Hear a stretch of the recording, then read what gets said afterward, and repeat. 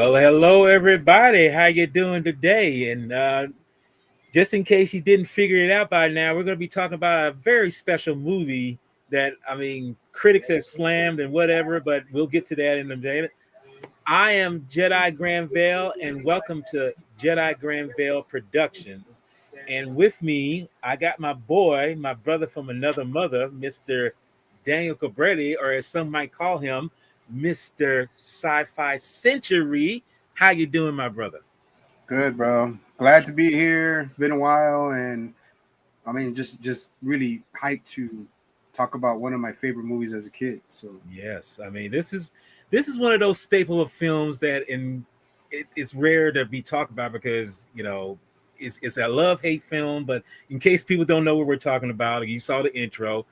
We're talking about Howard the Duck, 1986's version. It's a let's just say it's a love letter to some people that figure like this is probably maybe one of the first Marvel films ever be brought to the screen, if I'm not mistaken. I mean, I'm not for sure, but it's one of those films that I feel has stood the test of time because, well, let's be honest, this movie sucks on so many levels in terms of it's bad, but it's a good bad, if you want to think it like that.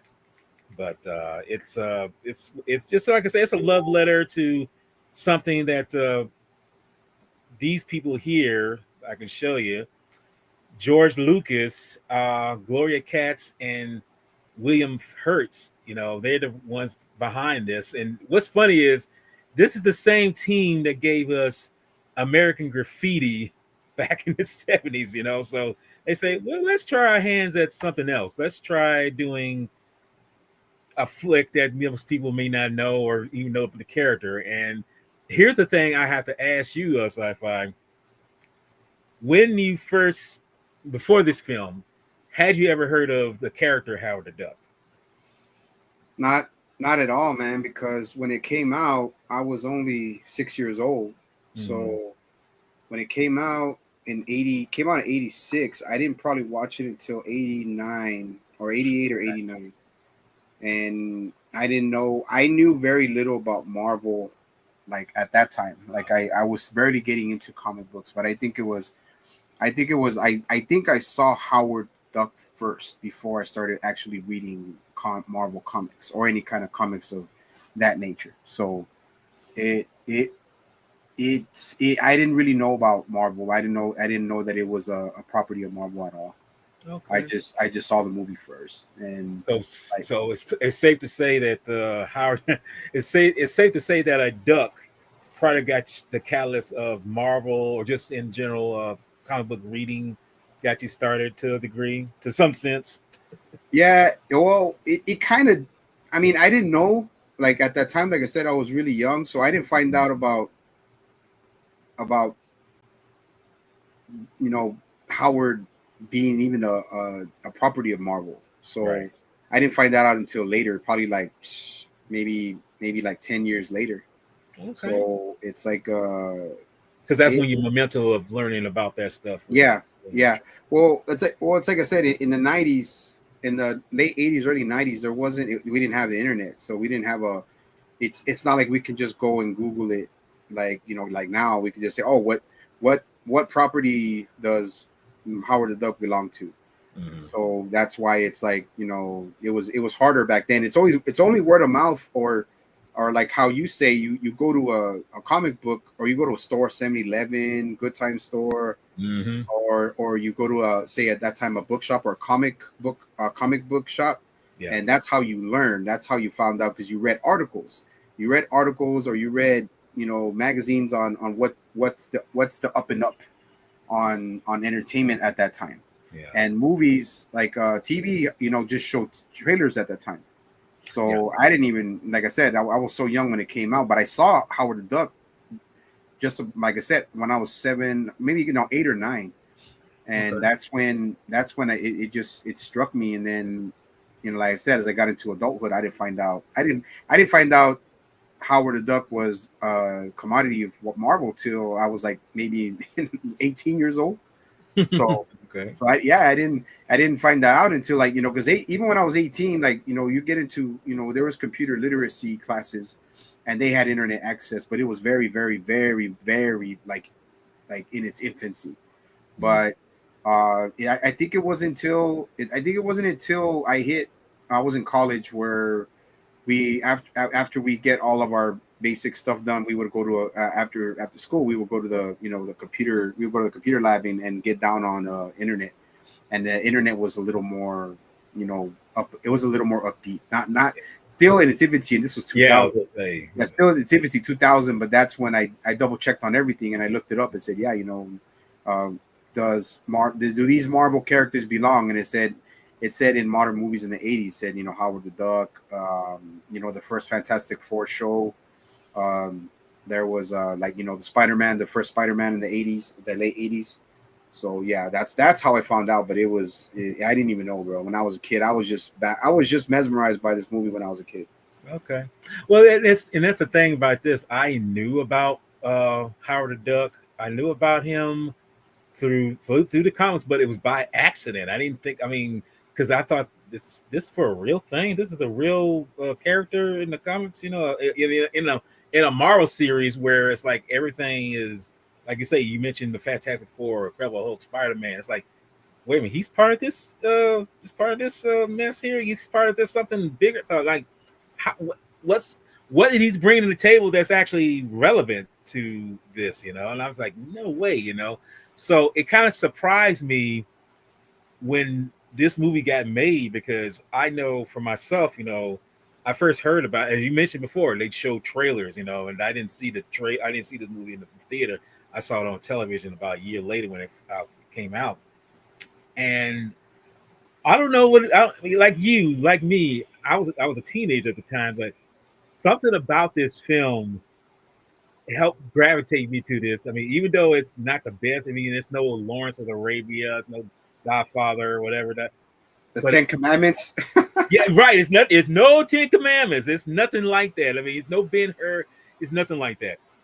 But something about it, I'm safe to say that it's just something that drew you to it, and I'm assuming it's not the it's not the duck titties that drew you to it. It was just something something that just grab you. I mean, I don't know what it is. It's just the lunacy of it, just this audacity. I don't know what it was, but somehow, some way, this film gets you invested. And even though this movie is turkey by some standards, it's like that's what they used to call bad films if they were bad. Turkeys, almost 40 years later, it still has a genuine part of my back of my mind. It's like, hey, it's a guilty watch. I like to watch this film. I don't mind watching this film. I mean, it's there. So, I mean, I'm pretty sure like you just like every so often pop it in. It's like, oh wow, this is cool. This takes me back to my youth, and that's kind of like what it is. Well, I don't know if I told you, I watched it 3 times.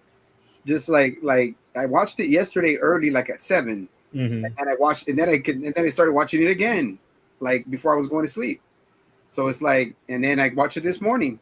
So I was like, dude, like it's, of course it reminds you. Just say everything you said. Everything you said it all makes sense. But like, I don't give a fuck about people who don't like it. I fucking like it. We fucking like it. Like, I don't give a shit. Like, of course it's not the best movie, dude. It's trash to some other people, but to me it's freaking it's and I wouldn't even say guilty pleasure. I like the film, but like you say, it's got its parts where you're like, okay, does that really make sense? No, it doesn't. Right.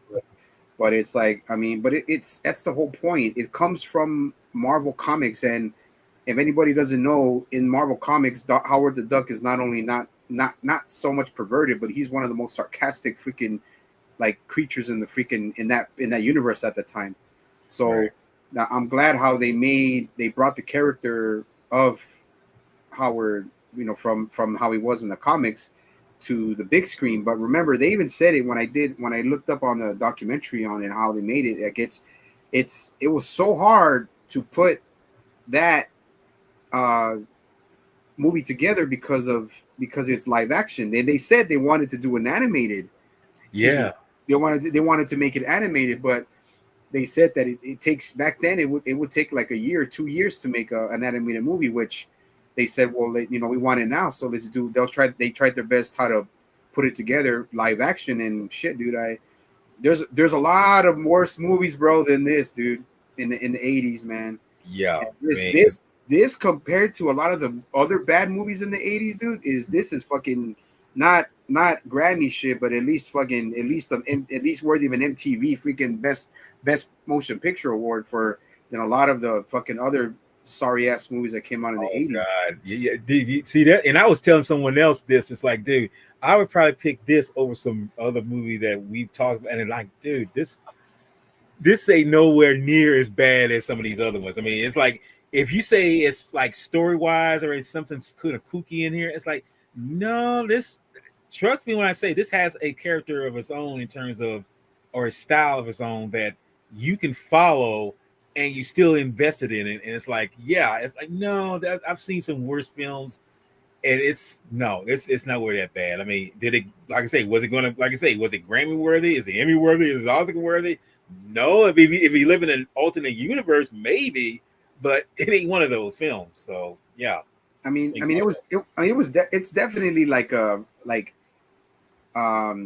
you have to be into it, man. And me being, very invested in science fiction.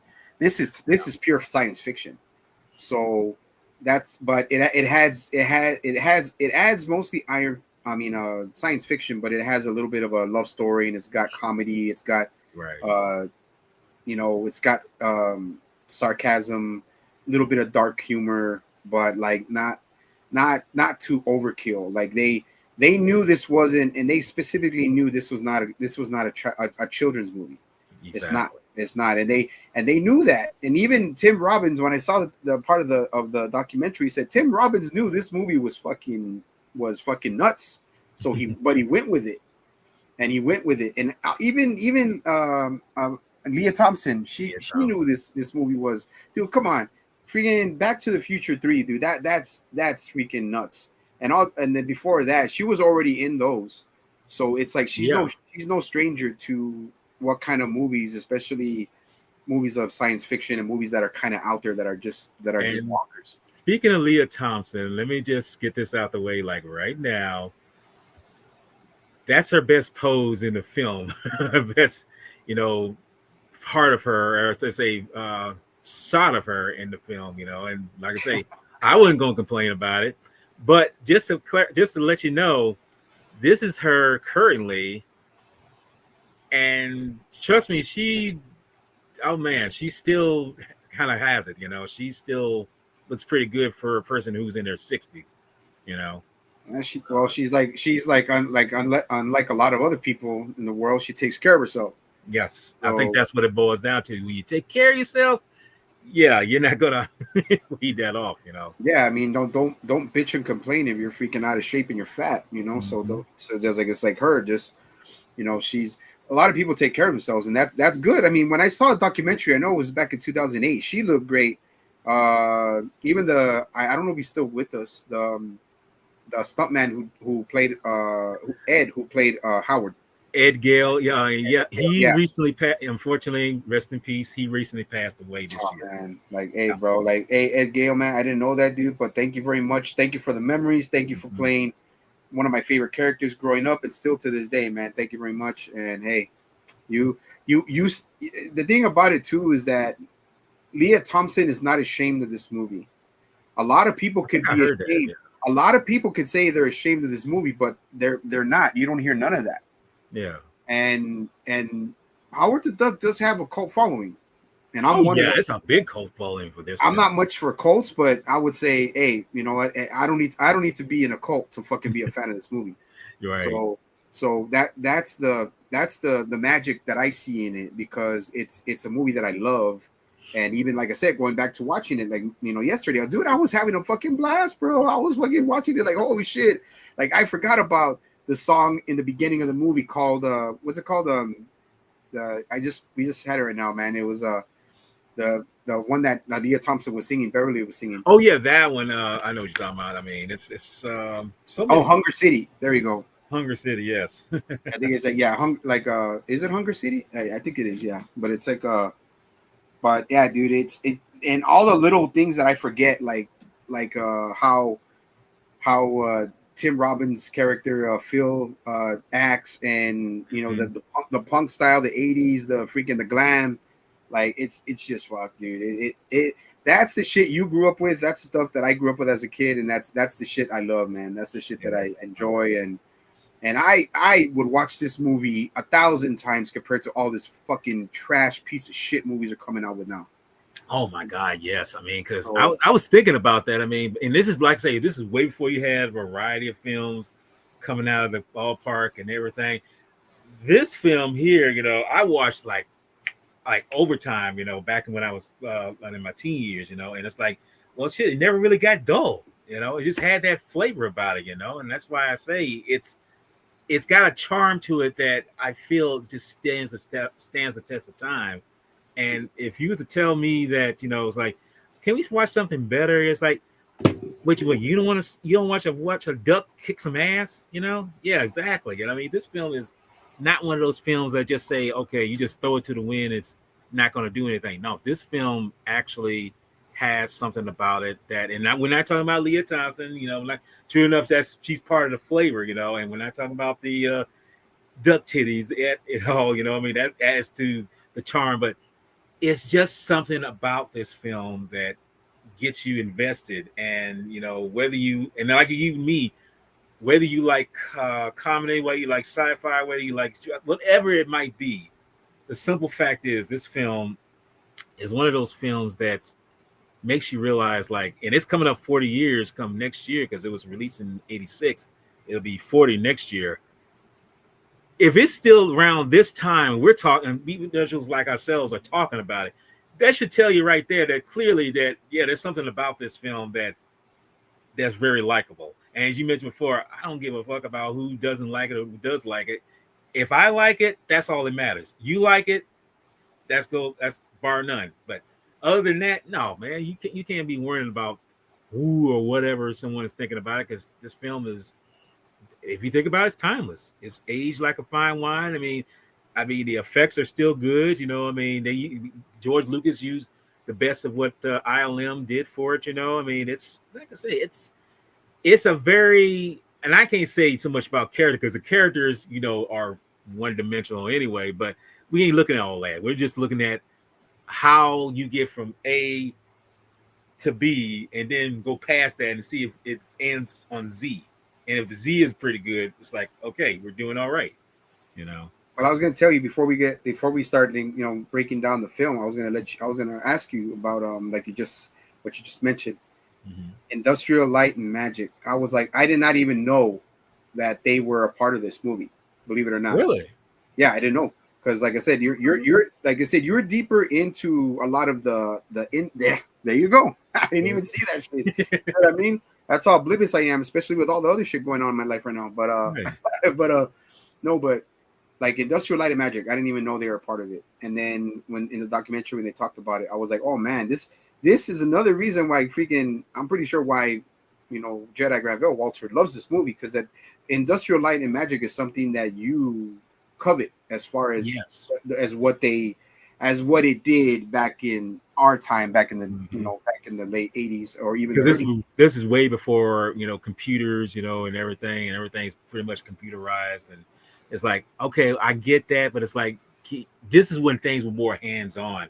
And as you mentioned, you know, they built, you know, sets, you know, they built like I say, the in fact, the Duck World, you know, when we see it, they pretty much manufactured all that. And like I say, the suit that Ed Gale wore, and I think he was like one of 8 that performed in the duck suit. Mhm. Industrial Light and Magic built all that. You know, I mean, I'm just like, wow. You know, I mean, to think that they built all these things, and if I'm not mistaken, I think someone said that the amount of people that worked on this film was the same amount of people who did the last Star Wars film, was Return of the Jedi. So I was like, damn, that's kind of interesting that this film that they put their money and blood, sweat, and tears into this. I'm just like, okay, That's kind of interesting. But when you mentioned ILM, when you had sent me, you had mentioned that, I was kind of like, he knows about ILM. It's like, okay, it's like that's dude. I got I got I got kind of excited because when you mention stuff like that, most people will not know what the hell you're talking about. But I was like, that shows right there, your geekdom comes out, and it's like, well, hey, that shows right there. You ain't the only one. So it made me feel like, whoa, it's like I just I know. Well, you're my brother, dude. I know a lot of that stuff. I know who Industrial Light and Magic is, but I remember you doing a video on it specifically, just talking about all of it as a company, as it took over during the like what mid 70s to early like 80s to even to the 90s. So I knew about it, and I was like, but I didn't know that it was a part of this production. Okay. So that's why, like I said, dude, I don't. It's not that I don't follow it. It's just that like I don't learn about stuff until I watch it. I watch the documentaries before I watch the movie, so that way I can get more info, embedded into my mind when we're about to do the reviews. And the shit, like you said, like I mean, we'll talk about that, since we're gonna get into the movie anyway. I talk about some of the sets that I saw during the features, the special features on the DVD, and they did like the whole sushi bar thing was all built on its own. Yeah, and that was like, holy shit, I didn't know that. I just thought it was a freaking regular freaking sushi bar diner or something.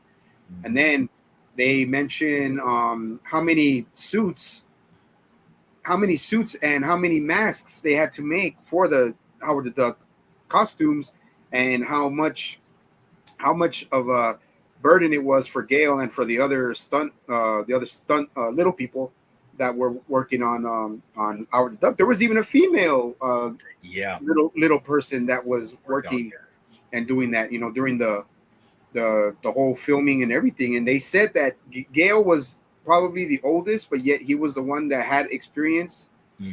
And they could have got Warwick Davis, they could have got all of these other people that were there, but well known. But they would have to bring Warwick all the way from the United Kingdom. So they said, okay, they said Gale was he is Howard the Duck. Like Edward Gale is Howard the Duck. But and you want to know the funny thing is, at that time I didn't realize Warwick was from England. I thought he was actually American at that time. But I didn't realize he was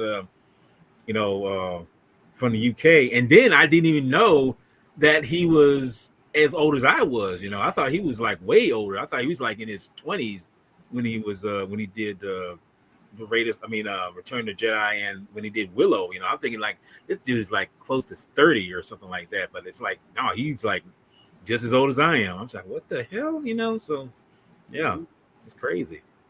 But no, man, but no, the Industrial Light and Magic, dude, is just they practical effects made this movie, and that's the shit that people are too lazy to work on anymore. They don't want to do that anymore.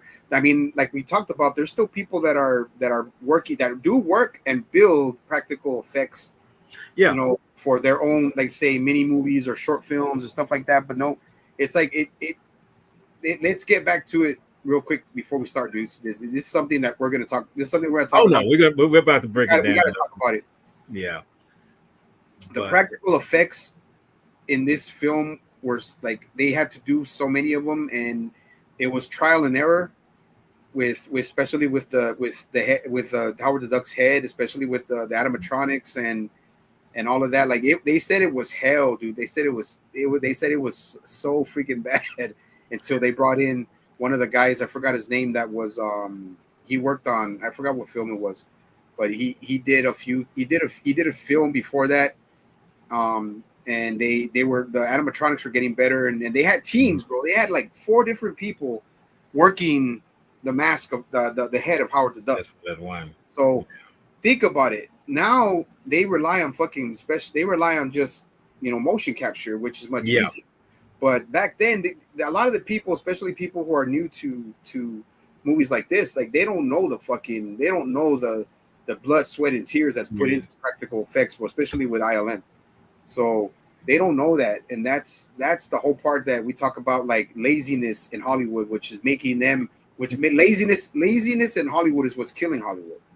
Yeah, So it's like it's you're not getting hands on, you're not getting your hands dirty to do the stuff that they put. And I'll be the first one to say, I don't mind the CG of the day. I mean, especially if it's done well, but when you don't add the practical side of the tangible side of it, it's like, okay, I already know this is going to look like CG. I already know this is CG. Back then, you couldn't really tell if it was, a set design or some kind of makeup. You didn't, animatronic. You couldn't tell that because they really put their hands on it. But it's sad how, yeah, these are one of those films where you're going to get the practical side of everything. You're going to see this come out, and it's to this day. I mean, I'm just surprised that you know. Yeah, I tell you the truth. I'm gonna be honest with you. A film like this, and even though it's not a big, so-called big movie in terms of story or anything like that, I would pick this over some of the films that they do today that are not even using practical effects or anything like. Because it's got that. And maybe you know what? Now you say that. Now you mention that.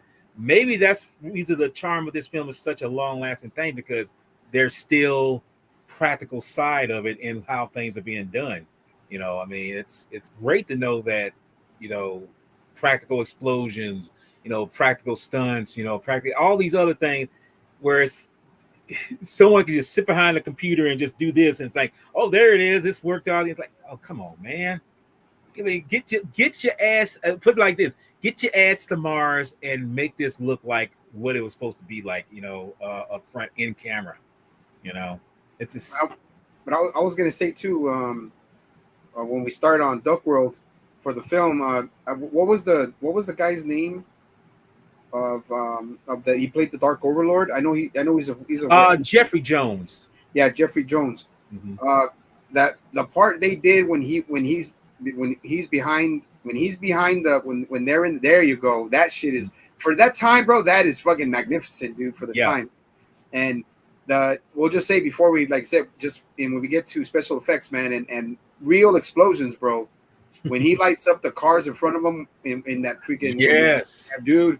When he lights up those cars, bro, that's all practical. That's all practical. It's all lined up destroying, like all lined up exploding. I mean, I think some of it is special effects, but like I say, when he lights it up, when you see the lasers come out of his eyes, that's one thing. But when you see the cars actually explode, it's like, oh shit, this is real explosions going on, So, but no, like I say, we'll get to that.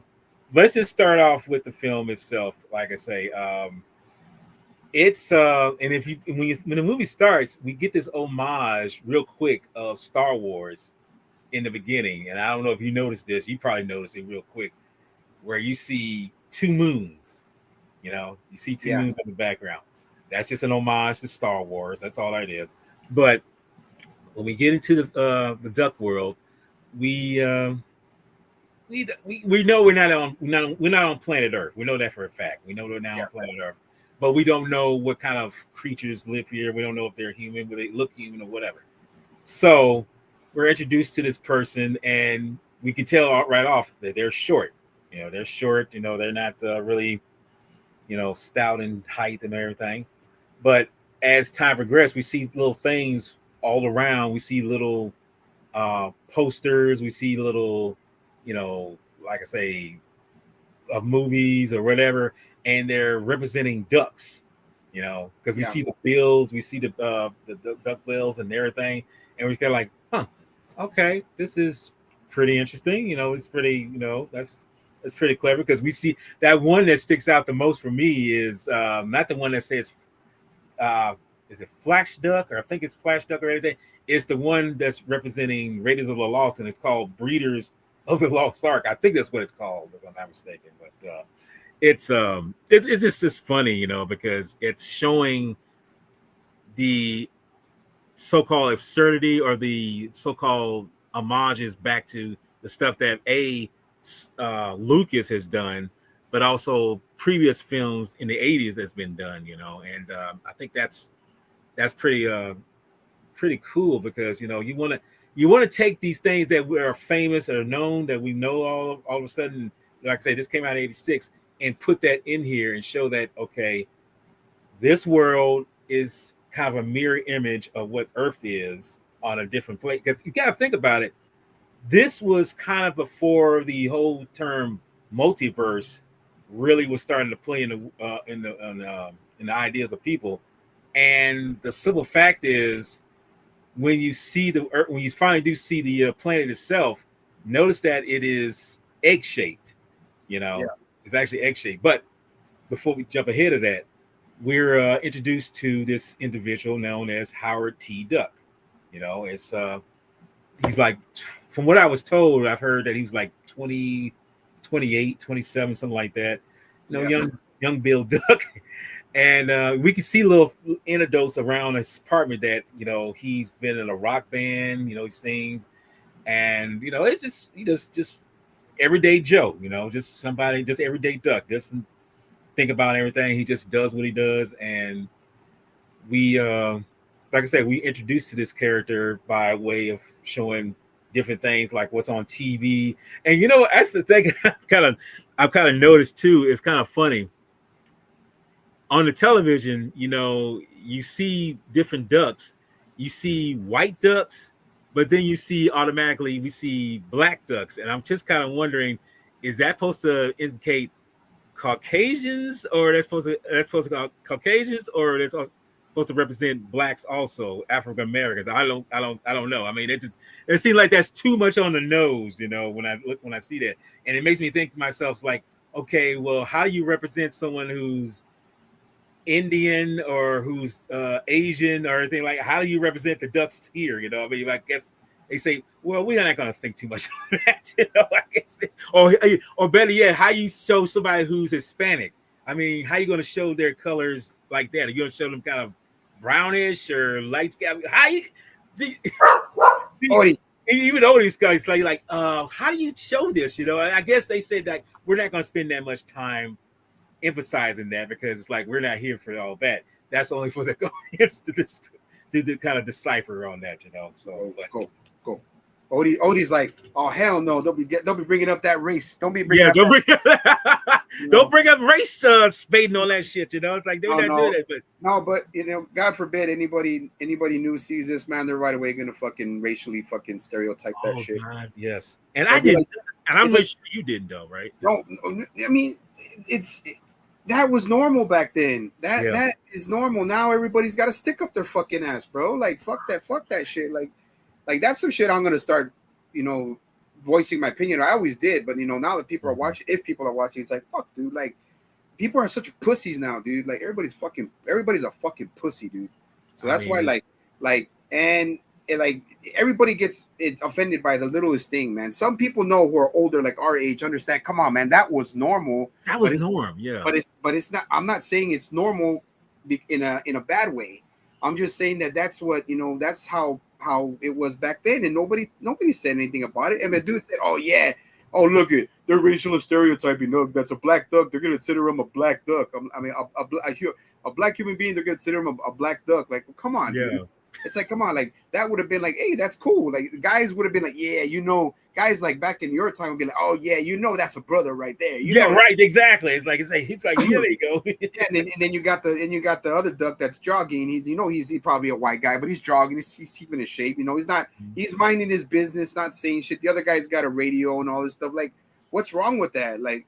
That's what I'm saying. People, God forbid, anybody watches. Oh my God, that's racial profiling. Come on, dude. Like, really? But it's funny. But it is, it is funny. They even had a punk fucking duck right there, looking in. Yeah, exactly. You know, that's what I'm saying. Like, right away, and you know the way freaking woke people are, and people that are so fucking, you know, up their ass about, you know, racial profiling. It's like they would see that. God forbid, who knows what the fuck that shit.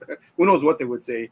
But no, it is cool though. It's funny that they show that, even though it's such a short scene in the set was kind of not that big, they made it work. And then with all the people, the duck titties and the play duck, and you know, right? Say that, like, even when he says, like, that answering machine, that's all 80s, bro. That's all 80s right there. But they're implementing it into Duck World, and that's the cool part. Yeah, and that's one thing I can say about Duck World. You know, it's And like I say, it just looks like any ordinary, thing we see in regular human existence, but it's just for the ducks, and look, for me personally, all that is like with the white and black scenario. I mean, looking at it now, it's like I'm like, I just wish there was just more ethnicity, as far as like are other people, I mean, other ducks of color. Because you think about it, there are ducks in the real world here of different color. But hey, that's not what we're here to discuss. We're here. We realize as we're watching it, we got black, we got white. Move on. So once we get into the story, we see that okay, Howard, he's looking at his his Play Duck. Play Duck magazine, and he's looking at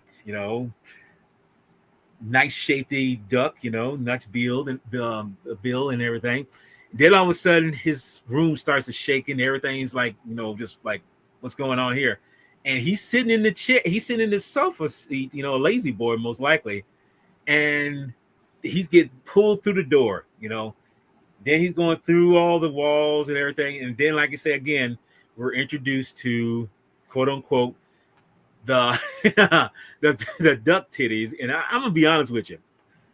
I'm a teenager when I see this. I'm just thinking to myself, like, did they really have to show that? I guess they had to. Because it's like, hey, is a person taking a bath, singing to themselves, they mind their business, and notice that when Howard goes through the wall, she's just like goes back to singing.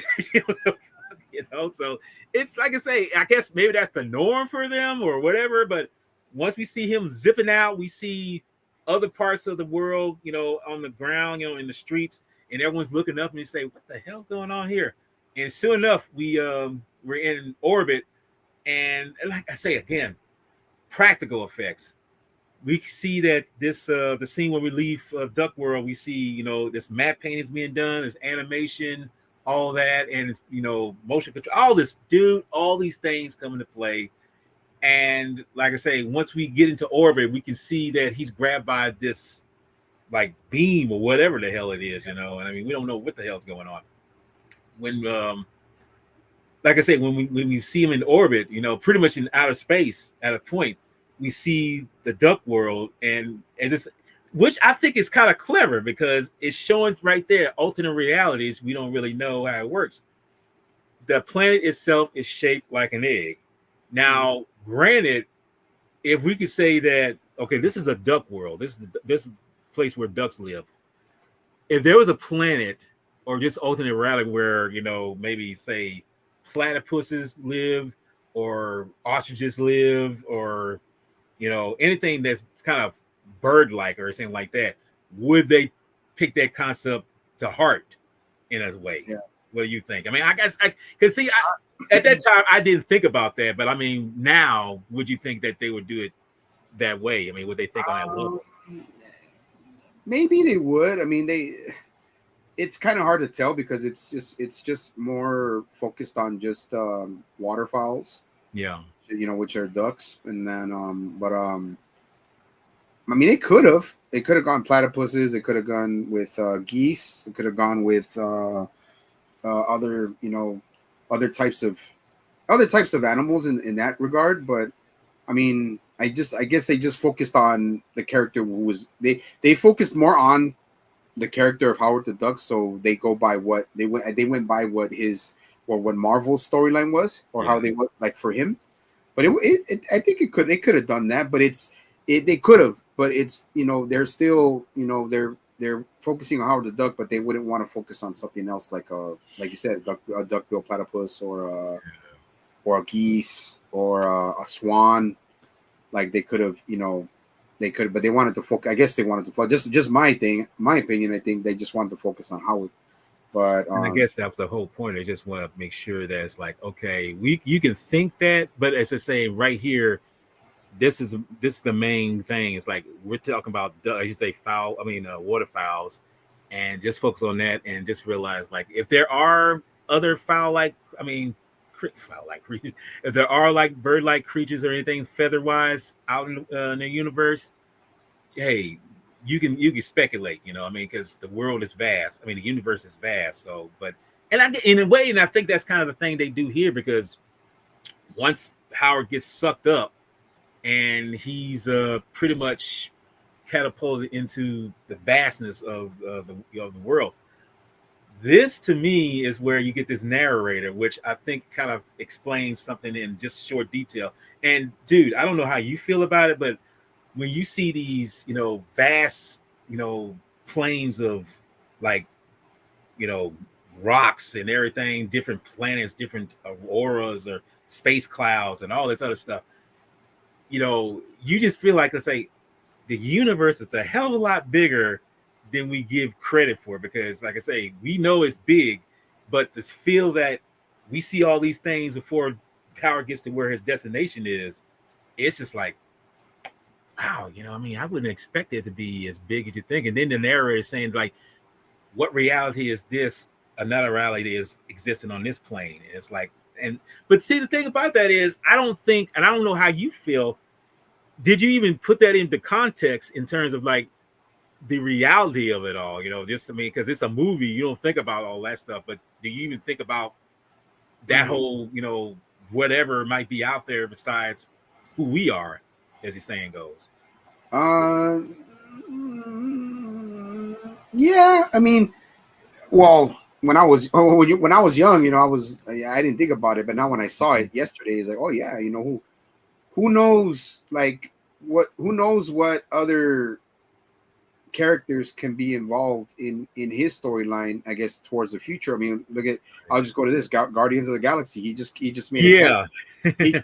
he just made a cameo, but look at all of the other types of creatures and specimens, species out there. Mm-hmm. So it does make sense. I mean, you can say that Howard is cosmic. Yeah, he is. You can say he's cosmic. He's stuck on Earth, and he came from another world that is pertaining to be like humanoid waterfowls, which are just ducks, but they're humanoid. They do everything humans do, but it's just a different galaxy. It's a different universe. It's a different it's a different dimension. But it's just that. See, that's the good thing about it. Like, that's why this movie, I guess, for me, like, was so expanding my mind, because it's not just about Howard. Hence, what else was brought down? Mm-hmm. The antagonist. Like, that's what I'm saying. And I know what you mean, but it's a great point that I consider Howard cosmic. He's a cosmic being. Because he's literally an alien. I mean, if you think about it, he's an alien. Exactly. But I know what you mean. But it does. I think him, coming from the stars or from another planet, another galaxy, another dimension, then it's I think it works. And I mean, I did have Star Wars vibes because it is George Lucas, but right. It's like but it's its own thing. Like, regardless of it, just like Willow was its own thing, Howard the Duck is its own thing. Okay. That's what I'm talking about. And I think that's the whole vibe we're supposed to be getting. But as we continue, like I say, Howard, and that's another thing. I guess this is where your suspicion of disbelief has to come into play. Is like, he's traveling through space, through the universe. How is it that he's not losing no air? How is he breathing? But I guess in a way, your mind's not even supposed to think that. It's like, yeah, we ain't thinking all that stuff. Okay. We see that the title comes up, Howard the Duck, and I love how the title even blows up in your face, like Howard the Duck. It's like, okay. So once we see that he's heading to Earth, our planet, I'll let you take it from here. What happens next in terms of him getting to Earth and just like, okay, well, he's here. What the hell happens next? The guy that did the voice for Howard did a great job too. So you got to give him the excuse me, all of the still shaking that fucking COVID cough. I understand. What do you call it? Even the littlest grunts, the littlest like noises he makes, like, just matches the character and the film. And so when he's coming down through the beam, he's landing in like a a rough part of a city in Cleveland, and this is where the music starts from Beverly's band called Cherry Bomb, and it's called Hunger City. So Yeah. yeah, and it just matches. It matches the introduction of Howard landing on another planet, and it kind of, I guess to him, he didn't say it, but it kind of looks a little bit like his world, but they're giants, they're humans, they're and then he freaking falls through a freaking sign. I don't know how that didn't kill him. Right. And then he goes through a small roof and breaks right through it because it's fucking roof is made of fucking literal freaking straw. Yeah. And then he lands right on that small couch, and he's like, oh shit, where am I? And then this is where the introduction of the music starts, and then the howling of Beverly, and then playing into the punks grabbing Howard, and looking so 80s, bro. It's just 80s, straight right. 80s. Like the culture is it's 1986. So I was 6 years old when this movie came out. So, and then they grab him. He's thinking they're gonna fucking kill him. Yeah. He's like, and he says, "I'm a dead duck." I'm like, "Oh, dude!" Like I was like, well, I forgot he says that, and I started laughing. He's like, "Oh, I forgot about that." And I was like, "Okay, dude, it's been years since I seen this movie." Right. So, but it goes into that. They grab him. They try to get into this. I forgot what the club was. Get the name of the club. That's what. Yeah, you can just see the sign that says Cherry Bomb's playing, whatever. And they get Howard and they say, "Hey, look, Frankenweenie, we finally found you a date." And they freaking grab him, and then the bouncer, like I said, dude, even the 80s, I guess they just hired any kind of bouncer, because I would have beaten that. I would have beaten right, that bouncer, dude. I know it's a movie, but I'm just thinking, like, it's like, man, like freaking like. And I saw him, and he just says, "I know that." He says, "What?" He says, "That disguises for me. No kids allowed." And then he just goes, and even the guy says, "Hey, wait a minute, that's my day." My day. It's like, and he just grabs and he tosses Howard, and he lands on I guess a poor lady's freaking cart, and he's like, and he bumps into her, and she's freaking out, and he's like, "Oh my god, crazy, this and that." She starts screaming, starts hitting him, you little freaking ingrate, and all this stuff, and then he goes into an alley thinking he's safe, and then he's rubbing into something, and he feels it. He's like, "What's that?" And he's rubbing into a girl's leg, and she's all like giggling, and they freak out, and they try to, he tries to hit him. And then he finally goes, and he's running towards out of the street. And this is where, what is it? Satan sluts. Yeah. Satan sluts. Like I put that in the video. I know you saw that. Yeah, I saw it. No, I saw it. I forgot about that. And I see that. And that chick is more butch than me, bro. I swear to God, dude. And I was like, definitely more butch than I am. Just put a goatee and a mustache on that chick with a mullet, dude, and she would have looked like a dude. But it's like, but I'm just kidding, man. I'm just kidding. But yeah, it's Satan sluts, come up, and he's running, and that's when the female, the girl, little person is doing the stunt for that one. And I didn't know. Running, and she grabs onto the crane, the hook, and then pushes the lever, and it goes up, and then she's thinking, "Oh, it's gonna stay up there. It's gonna stay up there." Then it falls, and then Howard falls right on his duck nuts on the front of that thing. You can just hear him go, "Oh!" Like, yeah. And then this is where he's in front of the two 80s biker chicks, and then she wasted, man, waste them. And then he's like, he says, "Are you ready for an incredible story?" And yeah, dude, all of this was great, dude. Like the sarcasm of Howard is like just like he was in the comics. It's just as sarcastic in this freaking film, right? And it just plays into him finally getting knocked out, and he falls into a barrel, and then he's like, "Oh, talk about a rotten fucking day," and then he just passes out. That's where we go into back to the spotlight of Cherry Bomb and Beverly and her her bandmates. And yeah, it's a good song, bro. I mean, and believe it or not, they rehearsed and did that song themselves. Yeah, because that was a surprising thing to me. I didn't realize Leah could sing like that. She does a good job singing the song. Pretty much most of the songs on this soundtrack. Yeah, because I thought like I said, it had been like at least almost 10 years since I saw that movie, and I saw it, and when I saw the documentary on it, I said I didn't know. She said they rehearsed 4 hours after shooting. She rehearsed 4 hours with the person who was also doing the soundtrack. So Yeah, they, Thomas Dolby, I think it was. yeah, Yeah. and she wasn't even a singer, but they say sing it, you know, and you could tell she wasn't lip singing or none of that shit.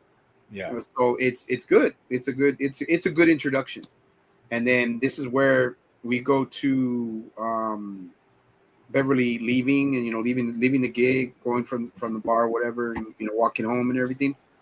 And yeah, dude, the scene where she gets jumped by two freaking crazy fans that are on too much, who knows what the fuck they were on.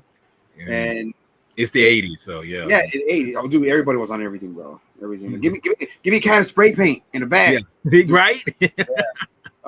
And yeah, dude, see, that's what I'm saying. Like, even it's you can also I call it somewhat also a period piece of the 80s. Yeah.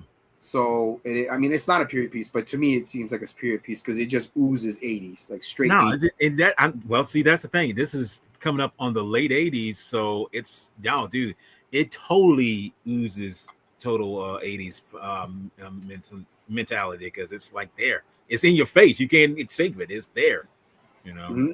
And then and then she's getting freaking harassed by these super fans, and freaking. They're like, she's like, leave me alone, whatever, this and that, here, whatever. And then, Howard, she even punches one of them. Like, one of them, she takes him down, and she even literally punches one of them.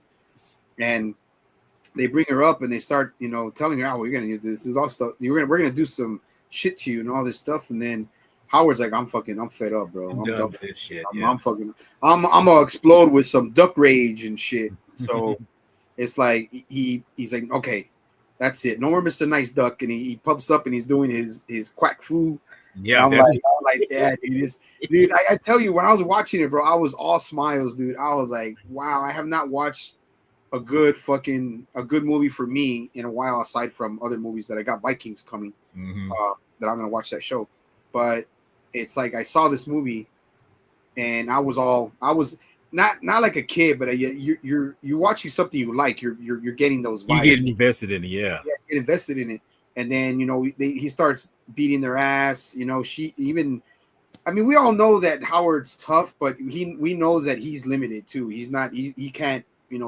He's not super. He's not a super duck. In other words. Yeah, exactly. So, he's not. I mean, he knows how to fight. He's from the streets too. You could tell he's got a background in that, but.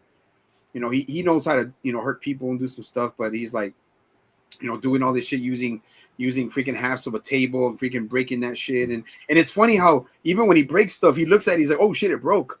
Yeah. It's like the emotion from Gale in putting himself into like literally like pouring himself into the character of Howard, dude. It everything meshes good, even though the movie's not. The story's out there. The movie's nuts, and it's not. It's sci-fi. It's got a little bit of drama, but it's got a little bit of everything, and it's not for everyone. But I'll just say that if you are geeked out like we are, like geeks, and like we are, you're gonna love this film. And I just like how everyone, even Leah Thompson, didn't have to take it seriously, but she took it seriously. Tim Robbins, one of the best actors I've ever seen, did not take this movie seriously. But he put the acting into it. Like he knew this movie was nuts, but he still did his best. Yeah. When actors actually put the effort into what project they're in, they did their best to make it work. Not like nowadays where a lot of actors are fucking privileged and they don't know how to do shit. They phone it in. Yeah. Yeah, exactly. So, but that's where we leave off, where he beats the shit out of those two fucking tweakers, and then meets Beverly. She's thankful. She's even so naive, but yet she's smart, street smart, but she's naive at the same time. Right. And then she tells him, thank you and this and that, whatever, like small talk. And he's like, okay, thanks again, bye. And then this is where the other music comes. I thought it was Prince. I was like, it sounded like Prince, but it's not Prince. Yeah, it did sound like Prince a little bit. Yeah, it was like Prince. And then it starts talking about, just starting that small connection between Beverly and Howard. And then she sees him. She's gonna go walking. It starts raining, and then he's freaking, doesn't want to get wet, doesn't have anything, has nothing to his name, just a wallet, a little bit of few bills, a duck condom. Yeah. So, but it's like, yeah, but it's funny. But yeah, but I mean, anyways, like I'll pass it to you now, but I'll just stop at the part where he says, you want to come with me and hit me up. She just does the pose like, come here, come on with me. All right. So she sees him, but see, a lot of people might say, oh, well, this is disgusting because it's animal animalities, or it's like animal. Yes, it's no, dude. It's a fucking movie. It's a fucking movie. It's a Marvel character. So even though it seems like, yes, she's interested in this. I think to me also, she sees him more as a pet, but a pet, a pet that she can communicate with, that she can talk to, that she's not in love with, but something that she would cherish, like something that she, just like a pet. But she sees him that way at first, but then she starts to realize that he is a being. He is smart. He's intelligent. He's streetwise. He knows how to fight. He has feelings and everything. He has feelings. He knows quack foo. He gets horny. So that's the other thing. Yes, he loves. Yes, let's get that right on the table right there. This is a duck. This is a being that says, I don't really care about anything else, but I love the bone. It's like, wow, really? You're that kind of person? You're that kind of individual? It's like, yeah, because even in the comic books, I think Howard Duck was kind of a horny. Yeah, he was kind of a horny Bill, if I'm not mistaken. He was he was that kind of character. I mean, he loved to smash anything that was available, and usually he was female types, but yeah, that was the thing. He loved that. Well, I mentioned before I pass it back to you, brother, there's that part where he has and remember in the beginning, before he got pulled out by the machine. I gotta find out what the fucking machine is. I'll look it up right now. That he had a girl left him a message saying that, oh, I had a dream about you, and just wait, come on over, and I'll tell you the rest. Bye, Howie. Yeah, right. That's right. And everybody starts calling him Howie, man. Everybody starts calling him Howie. I'm like, oh man, it's funny shit, dude. But yeah, but anyways, I'll pass it back to you. So they're just, like I said, they're heading towards her apartment, but I had to say that, ciao for now, Howie. But no, that's the interaction. It's like, yeah, I mean, he must lay the bill down pretty well, as the saying goes. I think that's what it boils down to. But yeah, she's taking him back to his apartment, and I guess after all he's been through, I think he did take a beer. She gave him a beer, and I guess beer tastes the same on any planet as you live on, depending on where you were. So he in time he would just fall asleep from exhaustion. He's tired. And curiosity gets the best of her. She looks through a wallet that he's got, and you mentioned, like I say, she's looking at his driver's license, some other things, identification, and of course, pulls out a condom, but a prophylactic. But you think about it, it's like, hey, at least he practices safe sex. He's not somebody who's just gonna do it. What's the word? He just gonna drive. Raw. Yeah, exactly. So it's not gonna do it raw. I love it. I love it fucking raw. I don't use condoms. Well, I mean, just as long as you know what you're getting into, that's all. Don't worry. I get checked 3 times a year, bro. It's all good. Okay. No, but in that span of time, she sees that there's something more to him, as you mentioned, and this is when we get introduced, because she takes him to someone that she knows who's a so-called scientist, but as you find out, he's a fake. Tim Robinson's character. I think his name was Filzy. Filzy, yes, Filzy.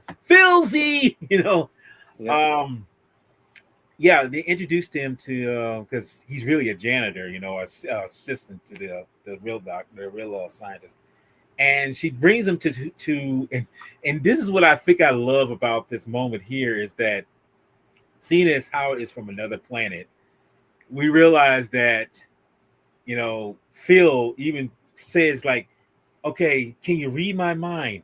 Can you bend this steel pipe or anything like that?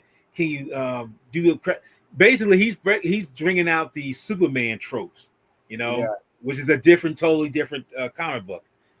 But the thing about this is that how he's mentioning all these things, and then we get this great moment where they're in the museum. I think that this was a museum that we're in, and we see that how man evolves, evolution from this particular spot to another. We get this moment where they actually show how ducks, or at least from where ducks on his planet go, they start from the egg, and it kind of answers the question: which came first, the chicken or the egg kind of theory. Yeah. It came from the species came from an egg, learned to crawl, but they learned to walk like human beings were. So Yeah. and that's the thing. Then we get to find out that, as I said again, Phil is not who he says he is. He's a total fraud. He's somebody who is saying that he's a scientist, although he is studying to be one. But as it turns out, he's a fake, and he gets called out on it. And when Beverly and Howard sees that he's a fake, he's like, you know what? I'm out of here. I'm gone, But just as he's leaving, and he's leaving in, it's kind of funny how she even asked this question. It's like, put yourself in his shoes, or in his flippers. Flippers, like, what do you call in his situation? In his situation, put in his situation. Just I'll say this: put in his situation. Put yourself in his moment. How would you feel? She asked, "Why are you so pissed off?" It's like, okay, my ass has been yanked from another universe. I'm here. I'm stuck. Don't know how to get back. And you mean to tell me you got to ask that damn question? It's like, see, this is the thing that, and I'm gonna be honest with you, that moment kind of pissed me off a little bit, because how the fuck are you gonna ask a question like that when you know that this is not his place of being, and you feel like, and then you meet somebody who's not even legit who they say they are. How am I supposed to act like? How am I supposed to do that? How am I supposed to act? I'm supposed to revive around that, dude. Look. He's been there lately, like maybe not even a day. I think he's been there because when he landed in, because the place he landed is Cleveland. He lives in Cleveland, Ohio. I mean, lands in Cleveland, Ohio. You are being told all that. You've been asked this question. It's like, okay, you've been sucked here. I've not even been here maybe a day, and yet I'm getting this bullshit treatment. So how you think I'm supposed to feel? Anybody, they get yanked from where they actually origins is from. You think I'm supposed to be pleased by this, and then I'm supposed to get this hand-me-down bullshit con artist in a sense? Dude, no, man. She's saying that, and this is when they had their fight. They had blah blah blah. And she pretty much says, well, you make it on your own and everything. We'll say, Howard pretty much says, well, good on you. Who needs you? I don't need your ass. And that's the way you want it. Then so long, Ducky. Yeah, exactly. I'm like, bitch, are you serious? Like, get the fuck out of here. Don't shed any tears over me, Toots. Yeah. I love, but now, I can honestly say that's kind of not so much heartstrings, but it shows right there that this is not just a duck. This is a living, breathing, intelligent being. And it's like, I just want to make things make sense again. I'm here, but how the hell am I supposed to intervene with anything? So as it goes, he learns to try to live among the human populace. I gotta say, this is so great. Go ahead, you go ask. You gonna say something? I was just gonna say, but when you said about he's an intelligent being. He's in the beginning. He says, "This is no place for an intelligent, sensitive duck." Yes. There you go. Sorry, man. He is. Because it's like I say, he's getting run around. He's getting the run around, and that makes sense. No, but go ahead, man. I didn't mean to interrupt you. No. No, because that's because he is intelligent, but he is sensitive. Because he's like, I don't know why I'm here, but maybe there's forces beyond your control. This is the reason why, and think on that philosophical level. Because I don't know about you, but when you think about those kind of thought process in films like this, you'd be like, okay, this is not something we taken really seriously. That's what we're taking that seriously. It's something that we deal with, we move on. Philosophical side, we ain't gonna think about that. So he goes on to this workplace where, or basically unemployment, and try to get a job. This is why I say you really got to use your suspension of disbelief, because you're just like, okay, are half the people in the universe or human universe this stupid? You know, are they just this like? And this is what I say about this. And honestly, now, and I'm gonna be honest with you, I watching this film over and over again in the past, and now looking at it now, I'm wondering, is this an alternate universe type of Earth? You know, I mean, this is Earth. I mean, this is 80s Earth and everything, but I wonder if this is an Earth where people are this lobotomized in terms of like, this is a talking duck, something from another world. You mean to tell me you're just gonna flow with this, you know? And I guess maybe that's the whole point. You just gotta flow with it, because when he goes to this person, this employees who's trying to get him a job, she's like, you're gonna take to this job like a duck to water. I'm just like, I'm gonna find your ass a job. I'm gonna find your ass a job. I'm just like, I mean, at the time I never thought about that, but thinking back when we watch it, it's just like, you get older, you think about these things. It's like, are the humans in here just kind of brain dead to some degree? I mean, can honestly, can you say this is like an alternate Earth in some sense, and the people are just like that, or maybe because it's the 80s, maybe that's the reason why it's. Well, I just think this movie's not meant to be taken seriously. Mm-hmm. I honestly, in my opinion, I think it's just one of those movies you don't take seriously. Yeah. Like and like I said before, I think even Leah Thompson, Tim Robbins, Jeffrey Jones, and all the other actors that were in here, it seems they took their roles much more seriously than any of the audience did. Yeah. And I think that's the beauty of this, for me, of this movie, that I don't take it seriously, bro. To me, it's just fun, bonkers. You know, it's the sarcasm, it's the comedy aspect, the sarcasm. He's like, oh, I'm dead. Yes, you are. I'm not jetting anymore. He's like, oh, you mean like a sex change? Like, yeah.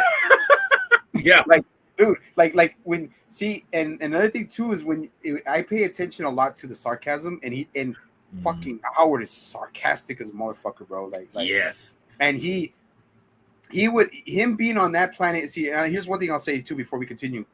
Like, he's on this planet, right? He wants to go home, but it's like he's already starting to fit in.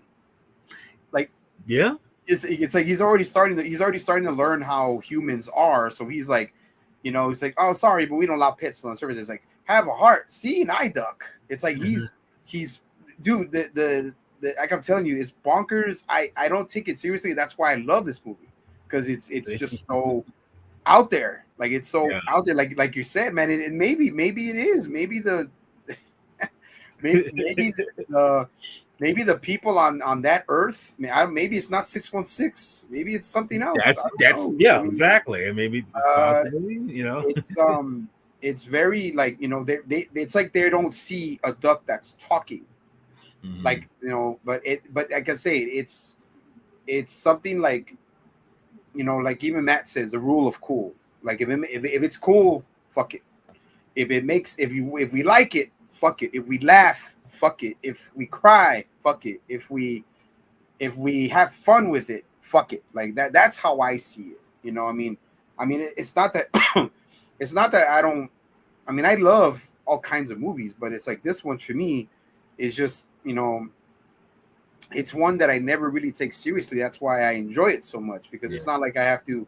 It's not like saying that we have to take a movie seriously, like, say, The Godfather. Right. What if they made The Godfather but with Howard the Duck? See, exactly. It's like, turn that persona on his ear and just say, put duck actors and say, like, yeah, instead of, you know, I'm gonna give enough. You know, it's like but that's a good point you bring up. It's like, yeah, you know what I mean? Like it's not. It to me, it's like I said, it's just not. It's not a film to be taken to be taken seriously. Like for me, but it's like I said, like switch it, and then make it like Scarface, but make it with Howard the Duck. yeah. It's like, but you know what I mean. But I think, mean. but yes, a suspension of disbelief. Yes, absolutely.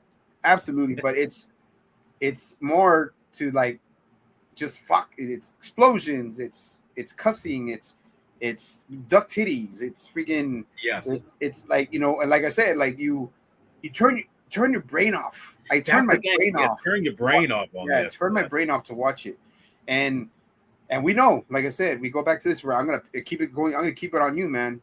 Mm-hmm. This is the shit that I'd rather watch than modern fucking Hollywood. And it's to me, like I said, this is golden compared to the trash we're getting nowadays. Because I told you before that the stuff that we see nowadays, it's, oh my God, man, y'all got to do better than this. I mean, look, if y'all can make a duck talk, I mean, shit, like you can do better with some of the stuff that's coming out, man. Come on now. I mean, y'all would know. I would think y'all would know better. You know, you seem like you would take the reins of what you saw back then and make it even more glorified here. You know, but can I just add? But I can just add one more thing. Oh, go ahead. I was been thinking about it. Okay, say Howard's already well known. 40 years almost already. 40 years. I think if they would have swapped him out if they would have swapped out Rocket from the Guardians of the Galaxy with Howard, I don't think it would have been any different. That's true. Because let's be honest. I mean, when Guardians first came out, and when I first heard about the film, I was kind of like, not necessarily a talking. Well, it was a talking tree, but a talking raccoon is like. I mean, I could see the other. I could see the other characters, but it's like these two. And believe me when I say, I for one was the first to say, I don't see this happening. I don't see this is going to work. Go figure. These are one or two of the most lovable or likable characters in the MCU. I'm just like, wow. I mean, I think that's what you kind of have to. I think that's what you. I'm thinking. Bring up a good point. It's like, if you invest your time with the character, and even though this film is not the best of films, invest your time with the character. Everything else pretty much melts away. You don't care about, the logistics or anything like that. You're invested with the character and invested with the story, and from there on, it's like, okay, well now I can ride with this, and that's what it boils down to. So yeah, and that's what I'm saying. Like that's why. I mean, I'm not saying. Don't get me wrong. Rocket became a very beloved, character and everything like that. But I'm saying, like, a lot of people didn't know who Rocket was. Like, you didn't know who Rocket was. You never heard of a talking raccoon from Marvel. So think about it. What if they would have went instead of with Rocket with Howard the Duck? We know Howard the Duck. Right. We know who Howard the Duck is. So it's easy to. It would have been easy to put him in. It would have been easy to put him in there also, and they did, but they only put him as a cameo. But it's people like us who grew up in the You grew up in the 80s. I was a kid in the 80s, but I saw Howard the Duck when I was a kid. So I would have been fucking, oh shit, yeah, Howard the Duck, fuck yeah, put him in the fucking Guardians of the Galaxy, absolutely. Yeah. But it's like, but people like, they don't know Howard the Duck. And a lot of people, maybe our age, only know about Howard the Duck through Marvel Comics. That's what I'm saying. I think that's all it is. And just before I add on to going to the story, it's like this the character of Howard surprisingly is older than I thought it was. It's about as old as I am, believe it or not. It's going back 50 years. I'm just like, damn, I didn't think he was that old. I thought he started in the late 70s at least, but it turns out he was created in the early 70s. I'm just like, okay. It's like, go figure, but I guess, like I say, certain characters like this go have a history that goes back before you even know that they were really popular. And now I see that this is the reason why maybe George Lucas decided to make this film. I guess it's like, let's give it a whirl. Let's see what we go from there. But getting back to the story, we see that he's trying to get a job, you know, and this black woman gets him one, and it's at a massage so-called parlor, whatever it's called, you know, and this is where I have to say, now we seen other manner of things that definitely shows that this is not a kids film.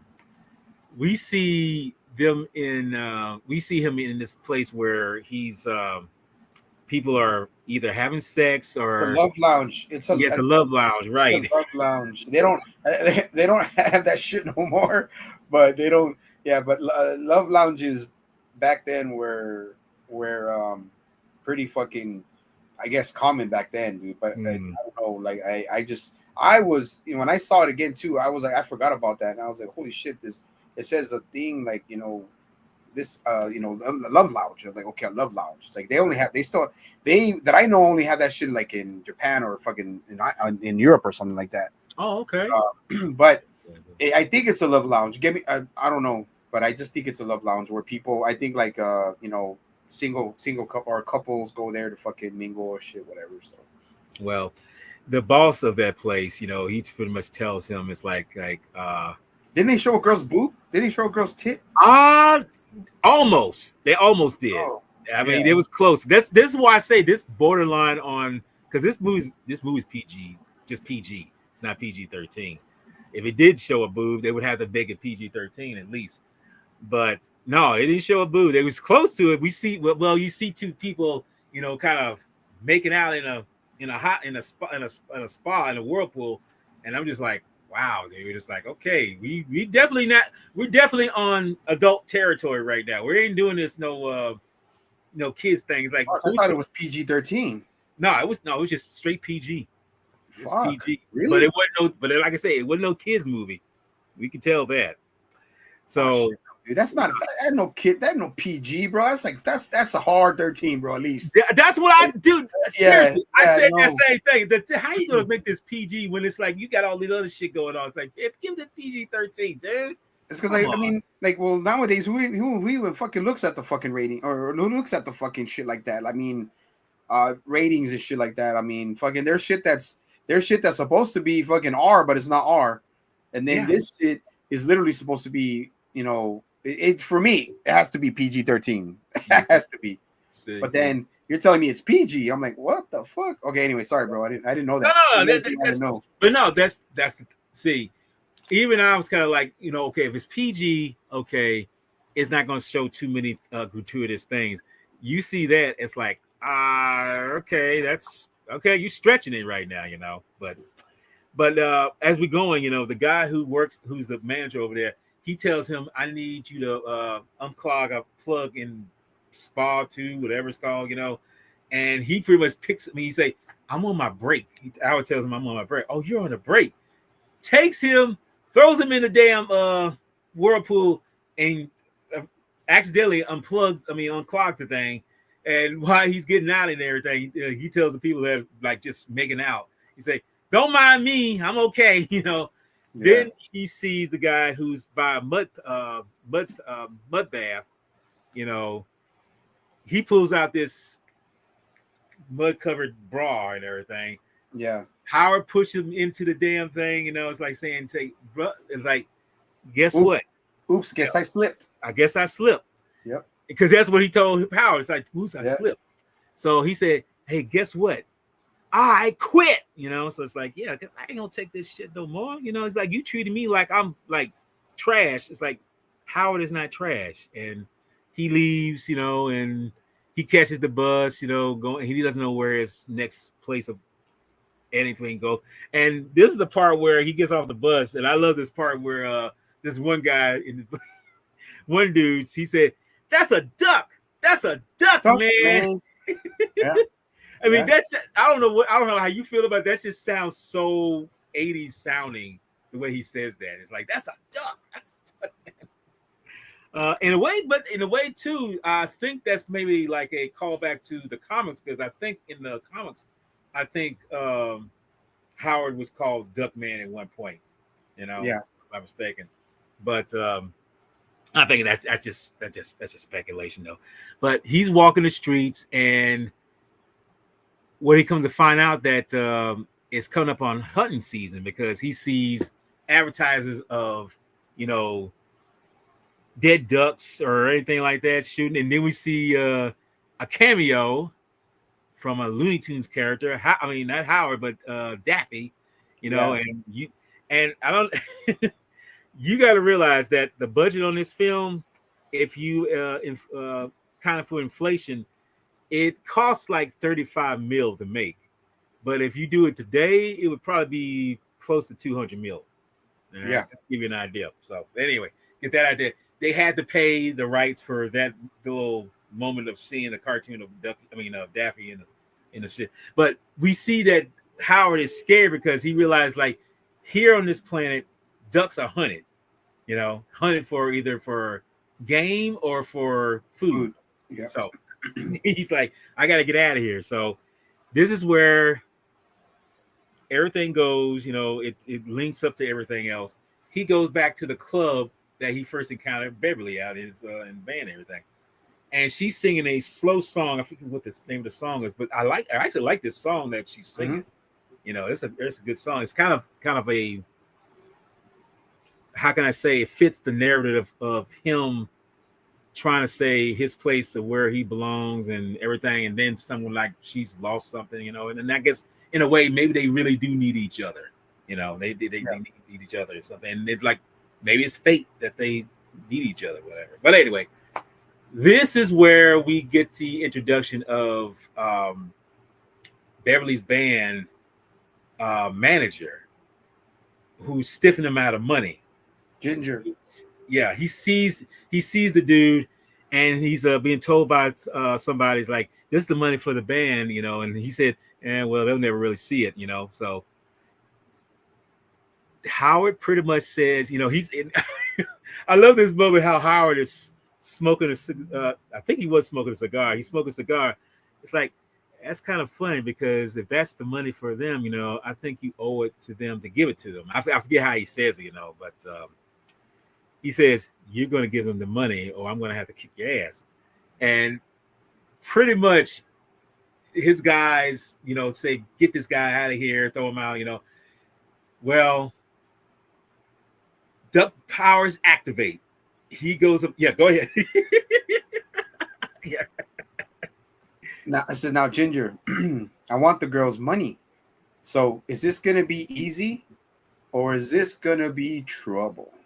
Mm-hmm. And then he's like, yeah, and that's when they like you said, duck powers activate, and then one of the guys with the long hair, he's actually come on a few other films. Yeah, a lot of them have. A lot of these people who came out in this movie have come out in other films and shows, but he grabs them and he just tosses them. He tosses them over the whole freaking bar, dude, and then you can take over there. Then you can go. Like, yeah. But I'm glad you, because that's what I'm trying to remember. How did he say what he said? Howard did.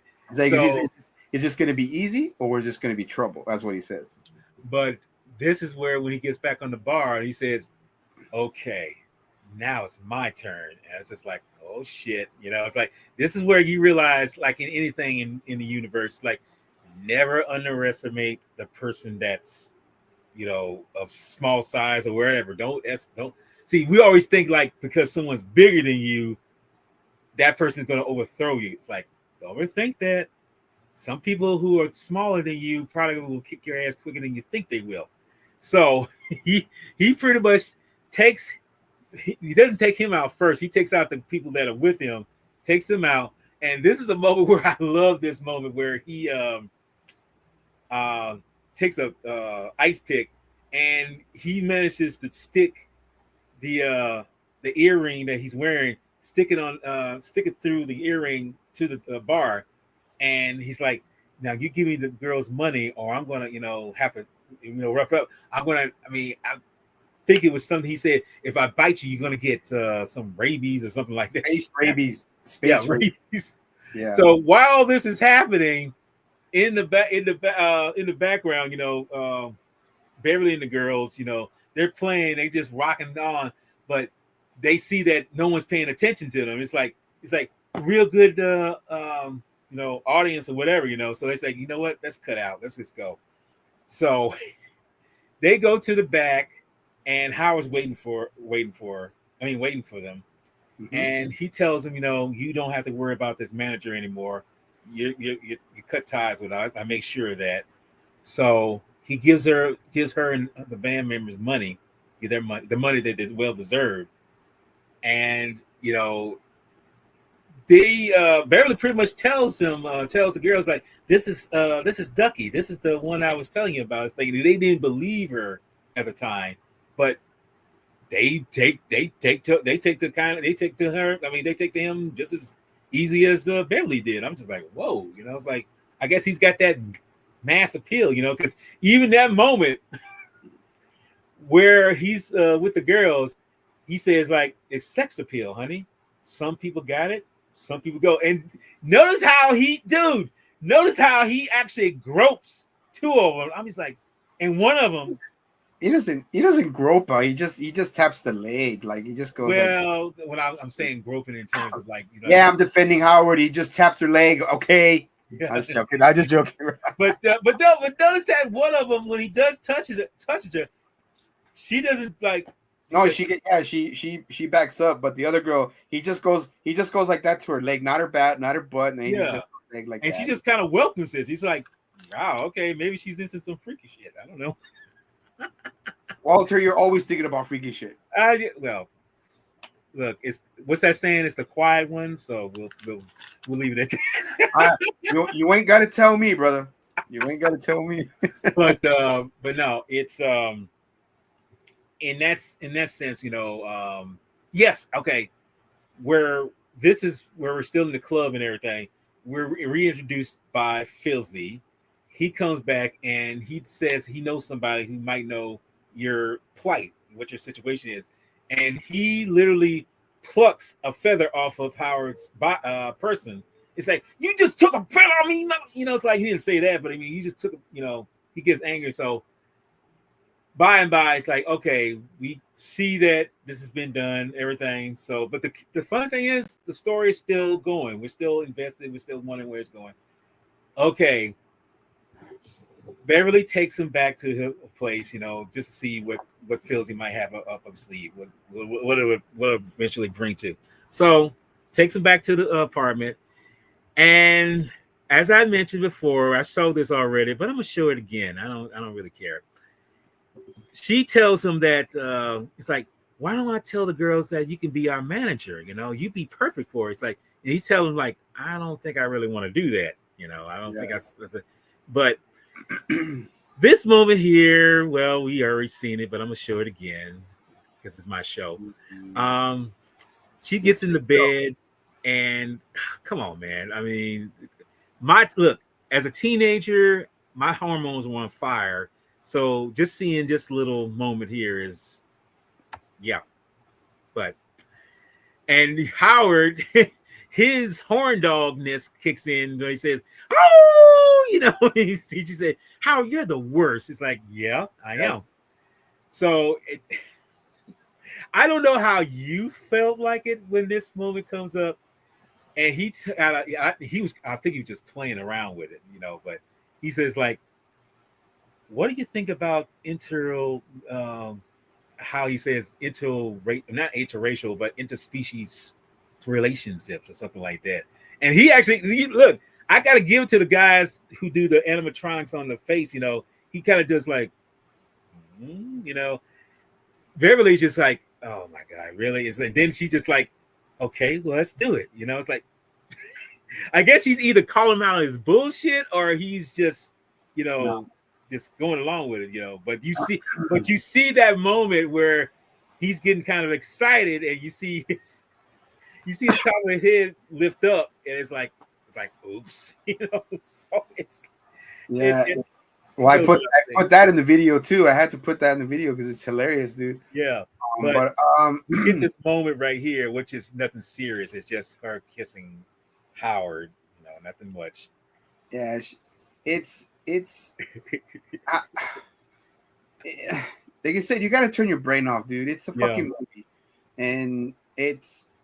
I mean, you know what? Because she kind of goes like I think she's calling on his bullshit. Yeah, I think that's what it is. And and she's all because when he talks to her, he's all going like that. She's all like, "Come on, really? Honestly?" You can tell she wants to roll her eyes, and Yeah. it's like because like I said, I don't think she's into him that way. I think she just really sees him. She's starting to care for him as as a person, as a friend.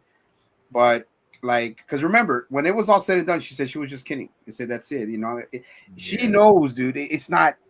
I think even though even if this world isn't 616, bro, she kind of knows that. Yeah, that's kind of gross. But it's like I said, it's a movie, man. It's a movie about an alien duck that he's a horn dog. Yeah, he has a lot of duck bitches back in Yep. old and stuff, but like I said, you got to turn your mind off to it, man. You can't take that shit seriously.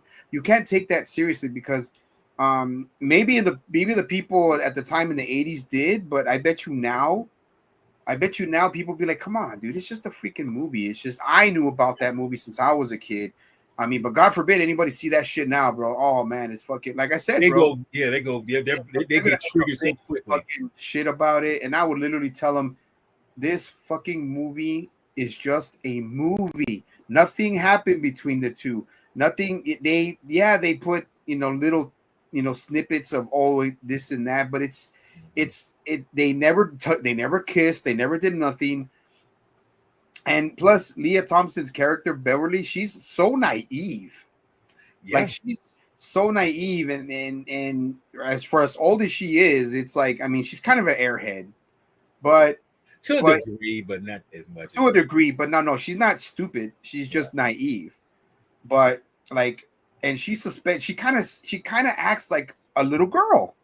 Like she kind of does act like a little girl. So because every time he says something, she's like, "Yeah." I'm like, who does that anymore? Who does that shit? Right? Like, I mean, you're a grown woman. You're actually acting like. I mean, they did that. We did that shit back in the fucking towards the. That shit stopped happening like towards the late 90s. Yeah. So I was like, who says that? Like, who says, "Oh yeah, I'm gonna do this," and she's like, "Yeah." I'm like, nobody does that shit no more. But it's like I said, a lot of the trends back then, they're like almost extinct now. Yeah. Just the fact that we watched them. But what I'm just trying to say is, you can't take that shit seriously. It's a fucking movie, man. That's it. It's a movie. It's entertainment. Yeah, some entertainment is subjective, and if you don't fucking like it, don't fucking watch it. Like straight up, man. Like, dude, I was ready for this motherfucking stream, dude. I swear to God, dude. Right. Like, this shit is like it's just like my other loves, Godzilla and anime and horror, the sci-fi horror and like freaking Marvel and all that shit. But it's like this is just you don't take stuff like that seriously unless it's intended to be taken seriously. Seriously, yes. That's my take. But yeah, did she look great? Fuck yeah. In underwear, dude. Like I was like, and then and then when she covers up, he's like, "Oh, we're just really good friends," and he's all telling her, right? Like, come on, dude. See that shit I start laughing at because it's you don't take it seriously. You don't literally think that a freaking duck, a guy that's a humanoid duck and a human woman are gonna bang. Like, come on, dude. It's like that's the last thing you're thinking about. But I mean, it's like, okay. Yeah, they knew it. They knew it, But I mean, that's just my opinion, dude. Like, don't take that shit seriously. Watch the movie. The movie is not intended for me, in my opinion. This is just me. I did not take this movie seriously because to me, it's not to be taken seriously. Exactly. I mean, that's how it's supposed to be a fun ride. But me and you, that's what I'm saying. But me and you, like, are fans of it. We got invested in the characters. Mm-hmm. Because why? Because we enjoy this film. Right. I mean, how many other people like fucking bad movies? And who tells them? Who admit to it is about line, because I know there's a lot of people who like bad movies. I mean, you're gonna love the upper crust kind, but it's like, dude, come on. You got to love a bad movie. And like I said, some of our inspirations, Fat Samurai and Lady Fat Blood. Mm-hmm. Lady Fat Blood says it's garbage, but it's beautiful garbage. Garbage, yes. It's like, and you could probably say this about this film, but like to me, it's a bad film that I fucking enjoy. So it's like that's what I'm saying. But how many other people out there like bad movies, and do we tell them shit? I don't fucking say nothing. Hey, do you like what you fucking like? I don't give a fuck what you like. I mean, I don't care. I care about what I care about with my homeboy, my brother from another mother, what Jedi Granville likes. But I mean, we're not gonna be fucking, crying rivers and shit to fucking. Oh, you don't like Howard the Duck? Like, how can you not Howard? Yeah, like fuck you, man. like get shit. Oh, that's my answer, bro. Yeah, but no, that's cool, though. But you know what I mean. But that's good though, because that's the thing. It's like you do kind of suspension. I guess I say it again, suspension of disbelief. But again, we know that some people can't really turn their brains off. It's like, wow, and this is what you're supposed to do for this film: turn your brain off for at least a half or 2 hours, and realize like this is probably going to be a fun ride. You may enjoy it more than you think it is. But but you know what? Before you continue again, I was gonna let you know, or unless you want me to take over or whatever. But I was gonna say this. What did Howard say in the beginning? Like, this is no place for an intelligent, sensitive duck. Right. So even in the 80s, dudes were sensitive. Yeah. They didn't, but it's not like today where they make where women and other fucking dudes bash a guy for being a sensitive person, showing his feelings. Yes, exactly. Mm-hmm. But he doesn't cry about it. But has Howard probably cried as an individual, as a character? Probably, but they're not going to show it because it's a movie. Yeah. It's fiction. But what I did see about it is, like I said, he said sensitive.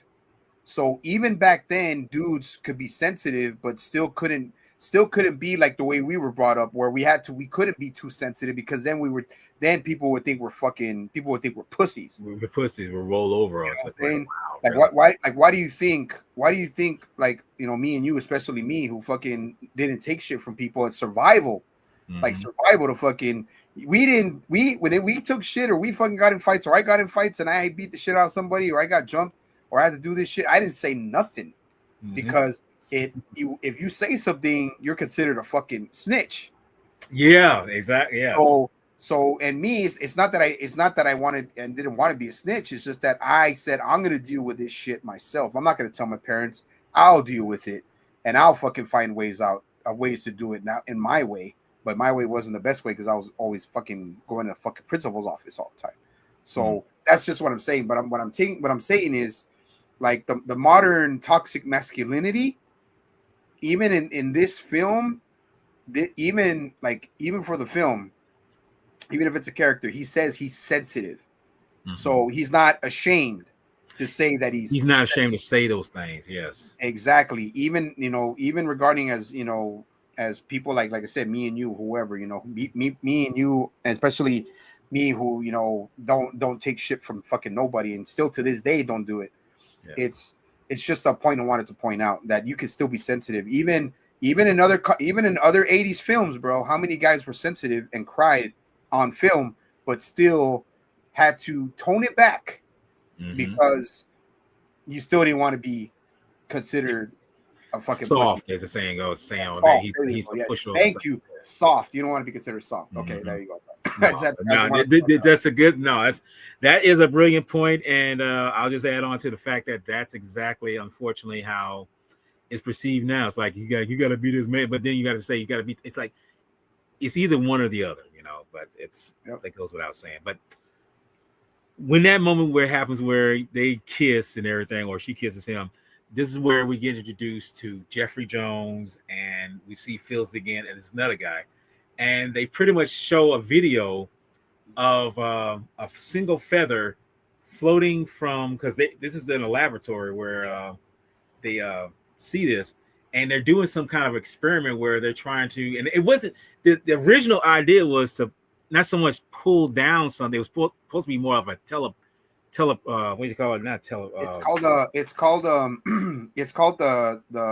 what do you call it? The spectroscope. Spectroscope, which is supposed to be more of a teleporter. I mean, that's like the same.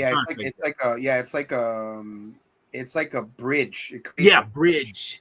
Between two worlds and everything. Dimensions, and it's I forgot what he called it. Was it the proton spectrum? That's what I was gonna say. What was it called? It says it's right here. The machine that brought Howard to the Earth called in Howard the Duck? Yeah, it's called The machine that brought Howard the Duck to Earth was called the laser spectroscope. Yes, laser spectroscope. Sorry. Okay, shut up. Yeah. Shut up. I was right about the spectroscope, but you did say spectroscope, but it's called a laser spectroscope. That's like, damn, that girl she talked loud. But that's what it was called. You like them loud, Walt? You like them loud? I don't mind being loud. But no, it's basically something of a bridge between two worlds. Yeah. And the original idea was kind of a bridge between that person walking through and back, but what it turned out is that this thing has got some power where it actually pulls things from other worlds, and it's pretty much that's what it does. The original intent was to make a bridge, but it pulls things down from other places.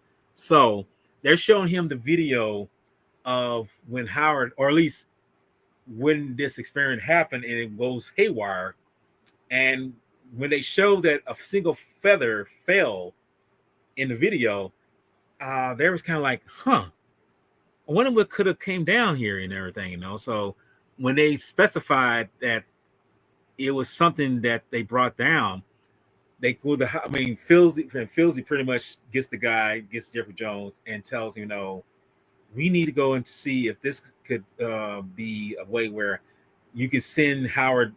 You brought him down, but maybe you can take him back, And Howard gets the idea. It's like, yes, we can send me back to where I come from, And this to me helps the momentum of the story.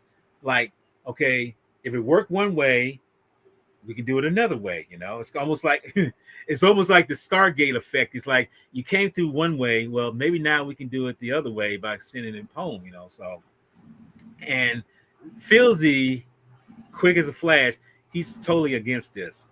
He doesn't want this to happen because this is more like, let's be honest. And this is this is why I say the 80s was such an enduring kind of time, because what was the 80s really all about? It was all about capitalism. It's all about making money. It's all about all these other things.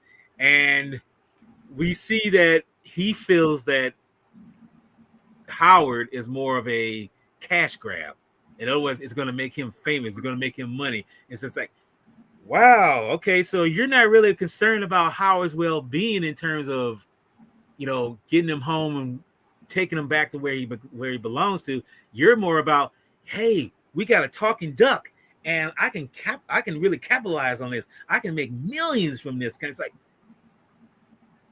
I know this is not what we're supposed to be thinking of in terms of this film, because as you say, this is supposed to be escapism.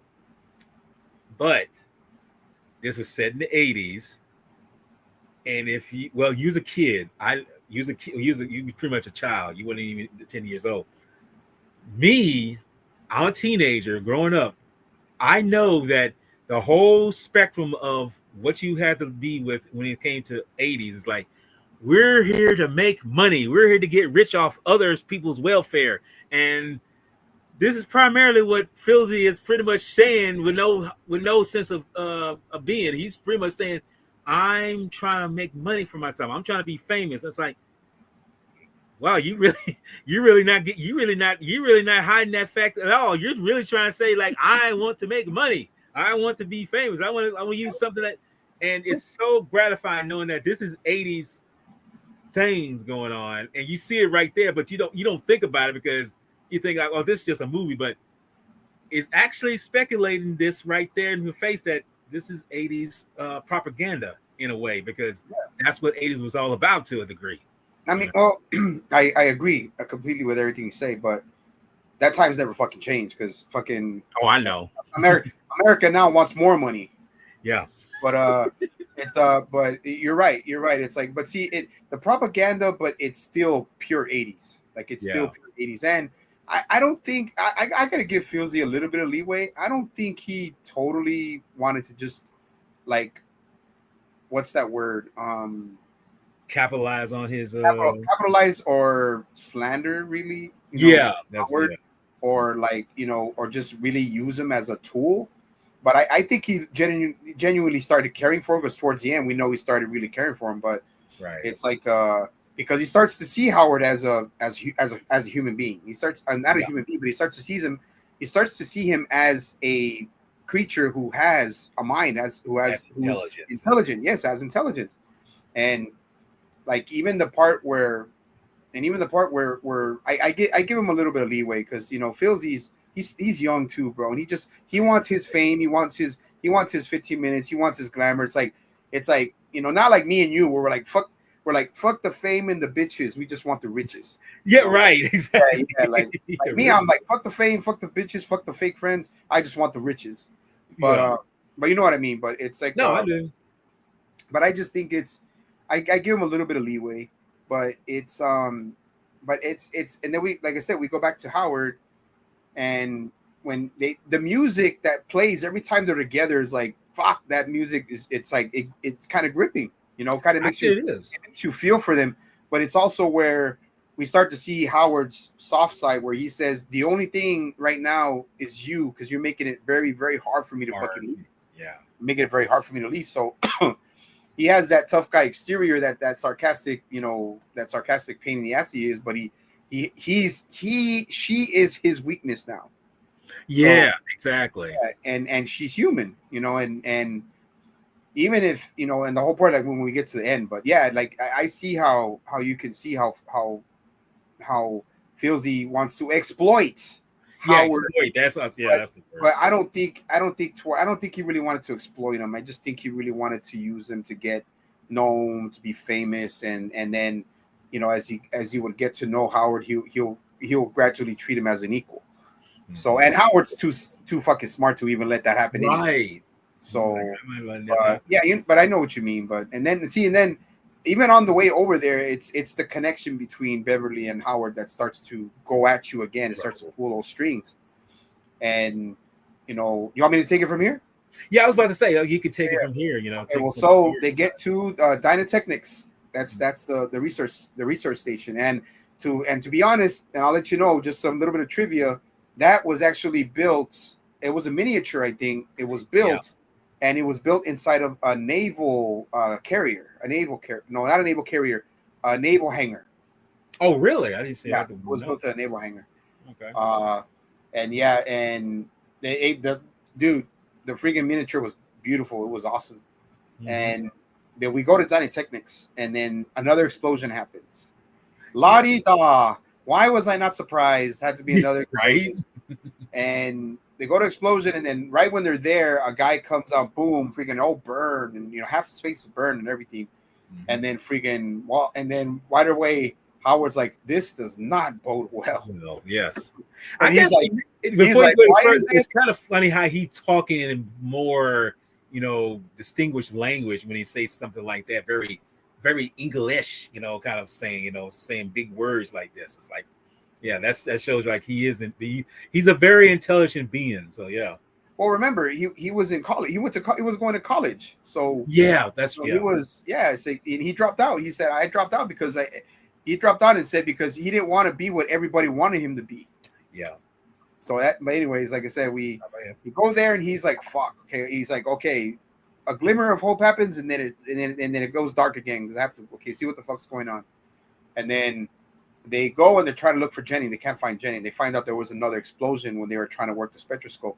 And to the humans' point, their ignorance, it doesn't surprise me because they just barely found out that they brought Howard down. So why would they try to do it again? But yet, even though Jennings is a very intelligent person, he's a freaking doctor, right? He's like a physicist or something like that. He doesn't know. They're still messing with the unknown, so they don't know. They really don't know how to work things yet. Yeah, exactly. They're working out the bugs, but it's like need to not. I mean, of course they're doing it because they want Howard to go already, or they want to send him out. They want to see because they send Howard back. They know that they can go other places, because it's like you said, propaganda. They could send Howard back, but they could bring other fucking people down, or they could bring other fucking aliens down, and not even batter an eyelash because we just send the duck back there. But we want something more. We want something more with substance, not just a duck that talks. But you know what I mean. But they go there, they do that, and Jennings is nowhere to be found. The explosion, they're having to use all this shit, whatever. So they call the cops. The cops come and they're like, okay, a lot of this was, and see, what the other thing too, Jenny, did not tell him is that a lot of that shit was not sanctioned. Mm-hmm. It was not. It was actually stuff that wasn't approved for them to do. Right. So, and you know, a cop that shows up and he's young. He came out in another few. He came out in a few other shows that I thought that were yeah. And he's fucking young. Like, holy shit, I forgot his name, but you know, he comes and then they get Howard and they're interrogating Howard. And this is where Beverly's like, well, they're harassing Howard's like, okay, well, what do you mean harassing him? And then he comes in, he walks in and says, bring the thing in. Okay, he comes in, I want my lawyer. Yeah. He's like, I didn't, and I'm like thinking, we're like, how the hell we don't know you had one. And then and he goes in there and then they're like, is this a fucking joke? The detective's like, is this a fucking joke? He's like, all right, take off the costume. And then they get Howard and then they close the door and Beverly's like, uh-oh. And they grab him and then they're trying to look for the zipper or the button. He's like, on my planet, we never say die. We say, not my shorts. And this is a moment where he says, like, oh, you perverts. You know, he says, you perverts.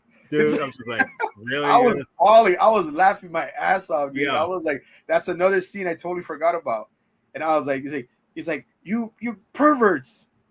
And then he goes and he shows him. He's like, there's no button, there's no zipper. It's like, I think he's for real. Yeah. And then they show him, and they actually show his body, and he's a duck. He's a real duck. And notice that I say, well, if your goons are finished, and he kind of chops him on the leg. You know, it's like, it's like, you let go of me.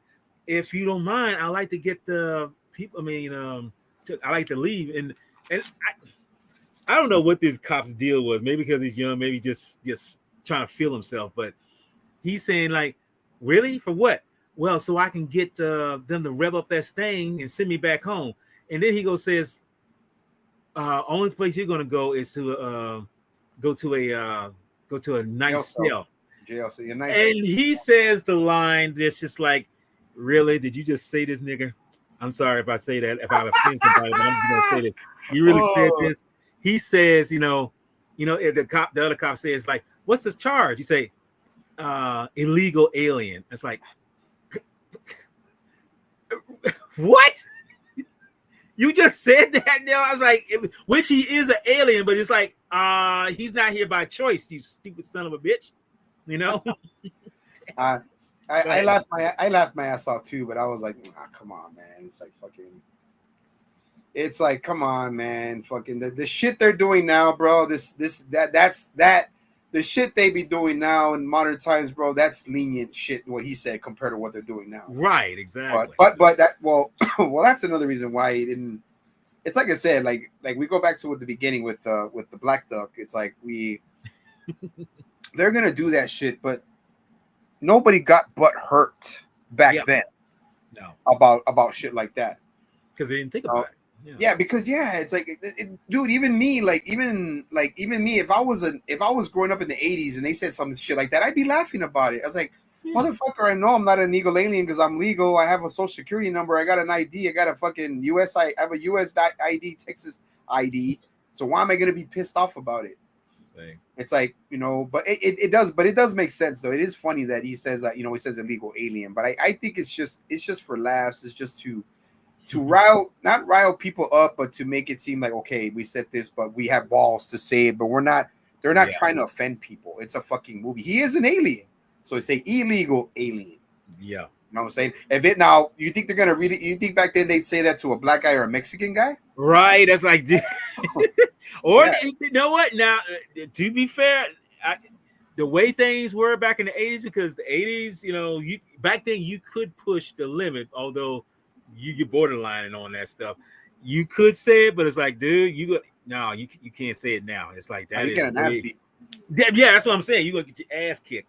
Sure. Well, I mean, if you're saying it like with actual, like, if you're saying it with actual, malice. If you're saying it with malice, exactly. then yeah. But it's like, I mean, come on, dude. Like I said, my uncle, my dad's best friend was a black guy from Tennessee. Mm-hmm. So he would make fun of my dad, and my dad would make fun of him, and it's like it was normal. They would laugh their asses off, getting drunk and partying and talking, and my dad's other friends, white, brown, fucking black, everything, and it's not like now where motherfuckers, this dumb fuck gave actual racist people a reason to be racist, because let me tell you, and I'm just gonna say this real quick.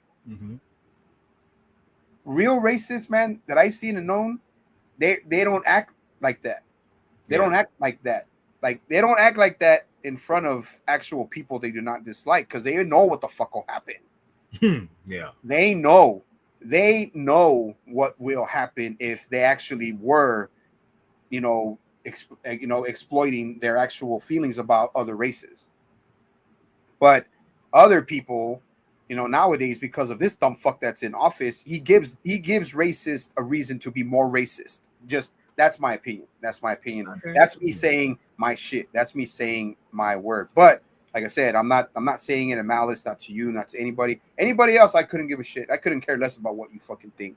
But as far as the illegal alien thing, it's in the movie, dude. But it's for fucking. It's for fun. I mean, yeah, but it's like, okay, comedians. Remember comedians back then? Richard Pryor. Yes, the ones who were actually funny. Yeah, Eddie Murphy. Even Sammy Davis Jr. Like all the other guys. Especially when George Lopez came out. All the racist shit they would say, bro. All the racist shit they would say. People would fucking laugh their asses off, dude. In good fun. In good fun. Yeah. It's like that. That's what I'm saying. So to me, it's in good fun, dude. It's like me. I'm fucking Mexican. I'm 100% fucking Mexican, dude. I take offense to that. Yeah. I took offense that he said illegal alien. Yeah. It's an 86 movie. I was 6 years old. I shouldn't even have the mental capacity to think that, oh my God, that's offensive. See? You see what I mean? It's like, that's why it's movies like these that I love, even if they put like kind of racial stupid, like light racial shit, but it's not something that's over the top. Yeah, exactly. Yeah. Like, come on, dude. Like other movies that have Mexicans, Next Friday, bro, have Mexicans, have black guys. It's all, hey, you like my little Aztec warriors? Like, come on, dude. Like that shit that's funny. Like this to me was just they just threw it in there. Fuck it, might as well, dude. Are people gonna remember it fucking 40 years from now? Well, we do, because we watched the movie and we love it. Because we watched it so many times. Yeah. But do me and you take that shit serious when he says illegal alien? It's like, it's racial profiling probably, but it's something that's not, to me, offensive. You know what I'm saying? It's a movie that was made in 1986. Right. So that's why it's not offensive. Sorry I took it that long. Where I just had to. See, this. I was just thinking. It's funny how a film like this, where we're not even supposed to even think on the level, like it's funny how it can actually get you to talking about those kind of personas or like that viewpoint, and knowing that, okay, we're not supposed to take this serious. We don't, but it actually get you to start talking about certain things, get you to kind of think about something. And it's like, and like I say, this was the 80s compared to what we see nowadays. It's it's totally like, wow, this is where we're going with, and this is, and like you say, when you mentioned comedians, the comedians back then, when they were actually funny, actually could tell a joke and not get said something to. It's funny how you can't even, the comedians today, they can't even do that. They gotta, I mean, they can, well, now let me rephrase that. They can still do it, but they ain't gonna give a damn about who's gonna, laugh or not laugh, because if you don't laugh, it's like, okay, no, fine. But if someone does laugh, they'll get triggered that say, how can you laugh at something that's so, like it's a joke. Take a joke, man. Good Lord. People got thin. The majority of people nowadays have thin skin, man. They have really thin skin. But remember one thing too, before we get back to the film. Yeah. I think the Richard Pryors, the Arsenio Halls, and Richard and Eddie Murphys and Sammy Davis Jr. and other guys, even the, what do you call it, the Black Kings of Comedy, or Kings of Comedy, whatever. Yeah. I think back then they said more offensive shit than they would say now. Oh yeah. And people laughed. They took it with a grain of salt, and they saw it in good fun.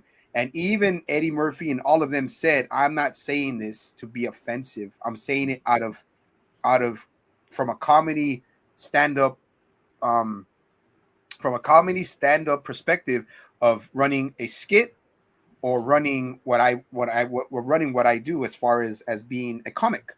Yeah. You know what I'm saying? And that's what I'm saying. Like it was I think to me they said more offensive shit back then. Oh no, they say Because more a lot of people now, not all of them, but most of them now are very they think twice about saying shit.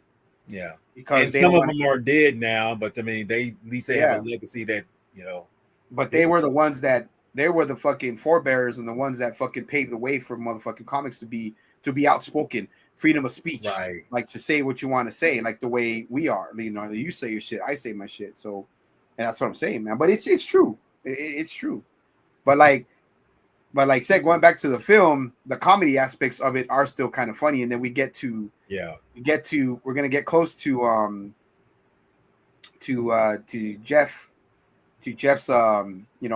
his Dr. Jennings, Yeah, and we know who's possessed him and all this stuff. That's where we get to this is some of the funnier parts of the film. And this is where I can say now, this, like I say, we've done the first half, we're in the middle, but we're getting into the tail end where it's like, oh shit, things about to ramp up, and it's like, where are we going with this, So it's like, yeah, but let you take it from continue on. Yeah, and so they do the whole thing. They want to arrest them, whatever, and then I forgot what happened. They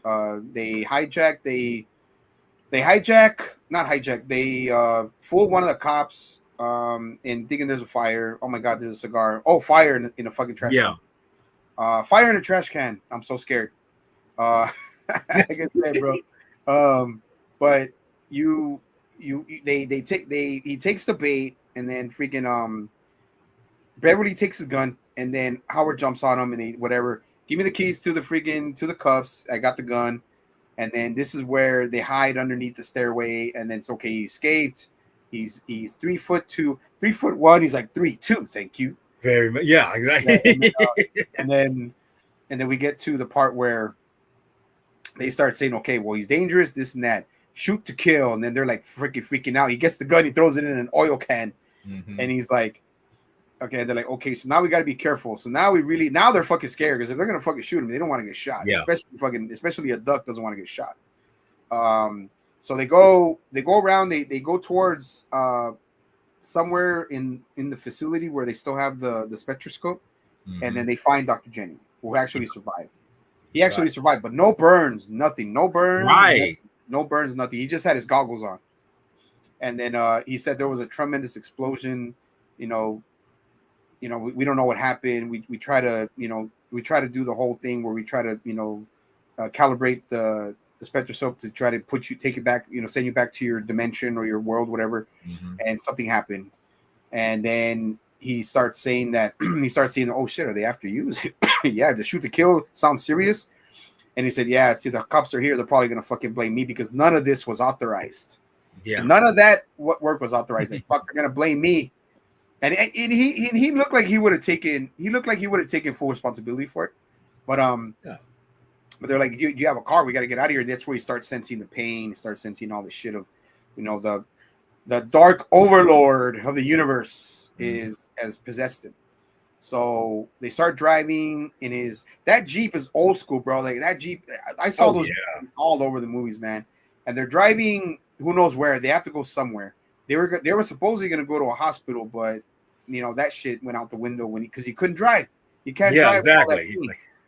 And then the freaking Howard's just like, come on, man, you got to be this, you got to be that. You're not, and he's literally losing consciousness, and he's trying to drive, and then they end up driving, swerving, and all this shit, and they end up at the sushi bar. Yeah, and then this is one of the funnier parts where I'm dead. Yes, you are.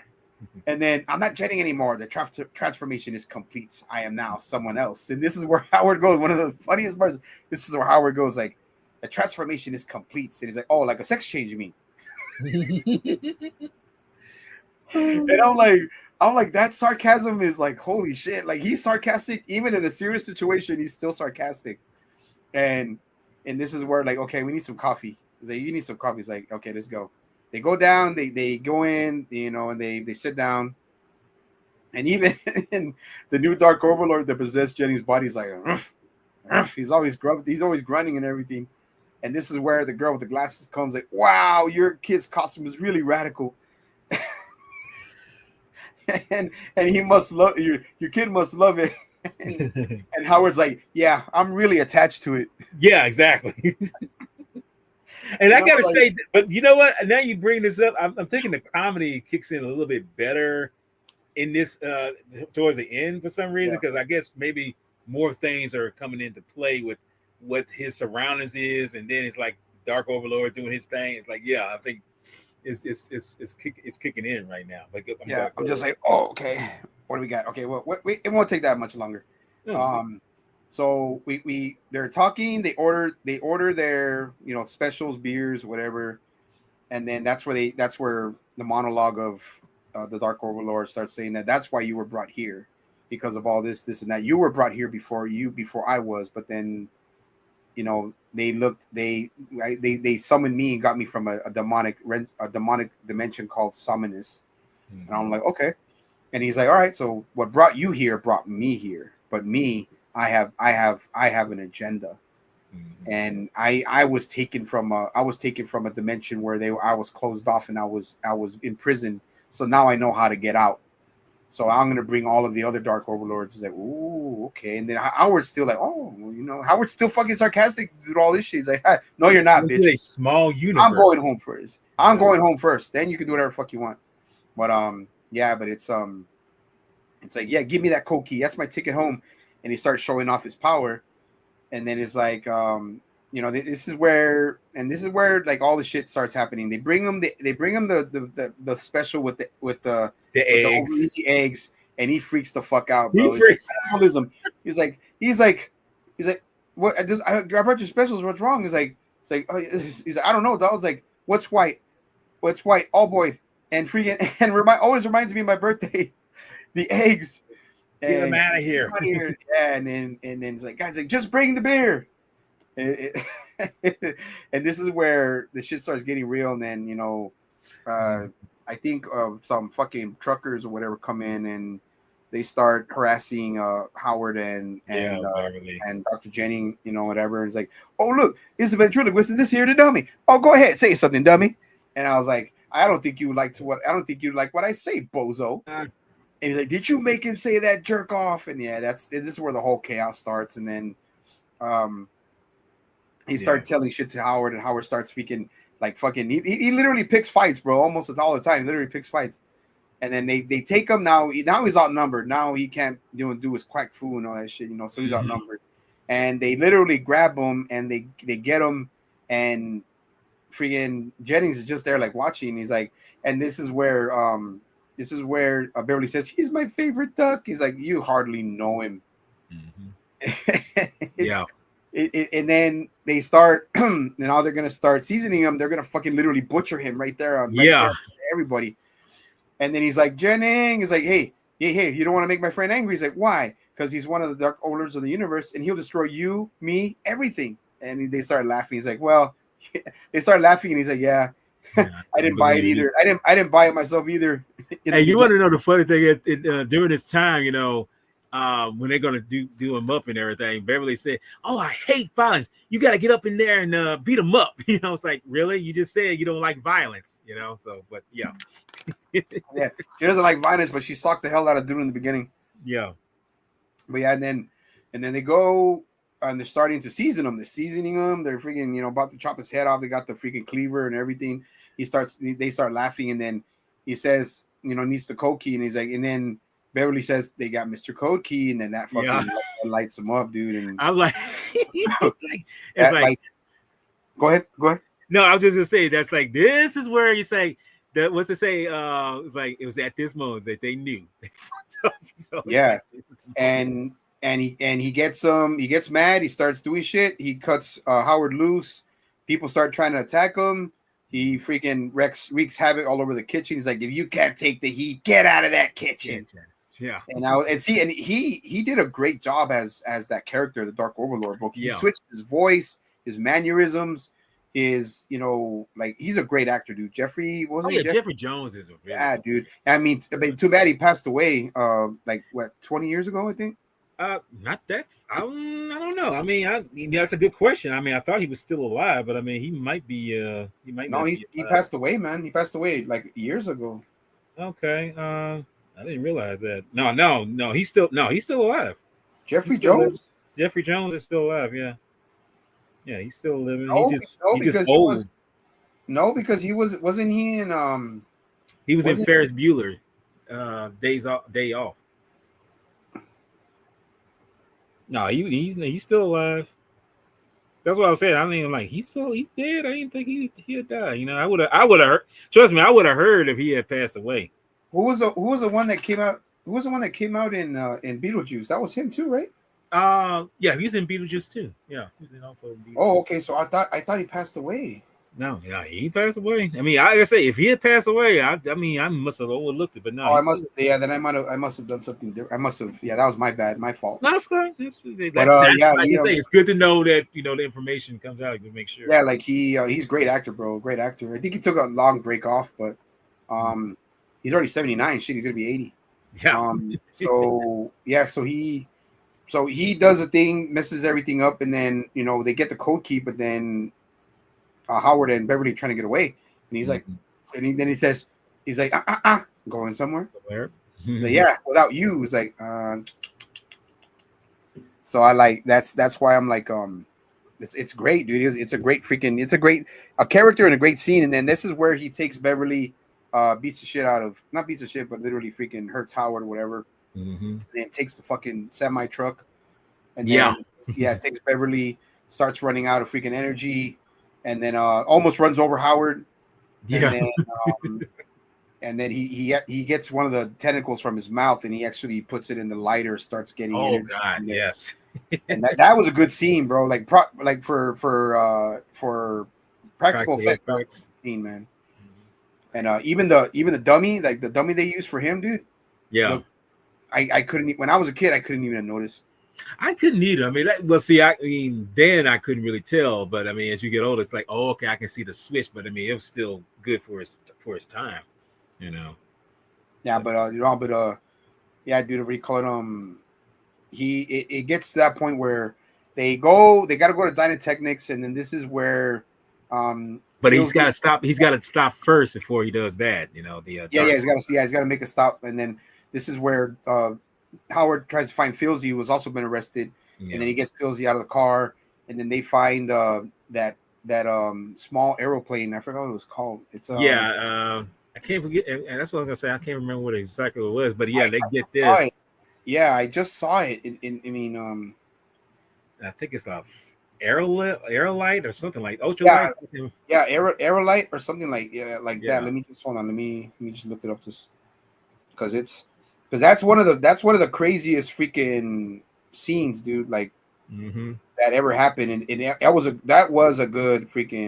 those were good scenes, man. Yeah, because that's like I say, that's practical effects. They're actually flying this plane, and they're doing all these radical things, and it's I mean it's cool because the cop that Ultralight. What's it called? Ultralight. That's okay. That's what I was saying. You can hear me right clearly. Yeah. I can I'm not muffled, or I don't seem far away. No, you don't see no. So yeah, it's a ultralight. It's an ultralight and the aircraft, and they take it. They don't know how to. Obviously, they don't know. Obviously, they didn't know how to freaking use it. But it gets them to the point of where they need to go, and a lot of loop-to-loops, a lot of comedic parts are here, bro. That were pretty funny. Yes, and this is where Filzy and Howard start to really connect. They start to do their banter to one another and everything. Oh, dude, like it's funny. Filzy, this is no time for water sports when he's almost drowning. Yeah, and he's like, "I'm just kidding, buddy." And he literally wants to choke him, and then he falls through the shit. It's like And he's like, "Come on, you're a duck. Are you duck?" It's like trust your instincts. No, he says like find your instincts. Trust your birdness. Fly, Why? dude. Dude, I'm telling you, it's funny. That's one of the best parts of the movie. Yes. And then, but while that's happening, the Dark Overlord goes to a fucking nuclear plant, absorbs all that energy, and Beverly's fucking terrified. She can't do nothing. So. And then they go at an intersection, a traffic stop, and then he has the semi trying to go through, and then that's where the trooper comes up and freaking goes up to him. He says, "I want to see your license, Jack," because like I have no license and I am not Jack. And then he freaking lights him up. I think did he light him up or disintegrated him? I can't really. One of the two. And then this is where he gets really pissed off, and then they shoot at him with a shotgun. Doesn't have no effect. Mm-hmm. And then this is where he lights up with his eyes and he destroys practical effects beauty, where he destroys all the cars right in front of him and they all light up one by one. That was holy shit, dude. They don't do that shit no more. And they hardly do it anymore. I mean, you got certain directors that'll do that, but as you say, the majority is just like they don't get into the fun stuff. They're doing that shit for real, man. I'm like, Lord.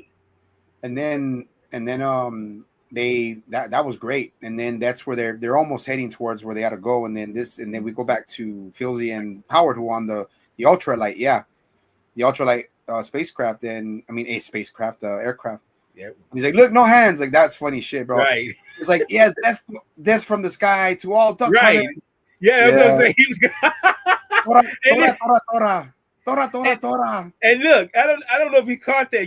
I'm pretty sure you did catch that. Where he's flying, he's knocking all the hunters out of the boat and everything. Notice that one duck falls behind Howard. Yeah, he's all flying behind Howard, thanking him by freaking squeaking and ducking and everything. Yeah, it's like he was quacking on his way over there. Thank you. Yeah, but it was funny when he said "death from the sky to all duck hunters." I was like, "Oh God, Tora."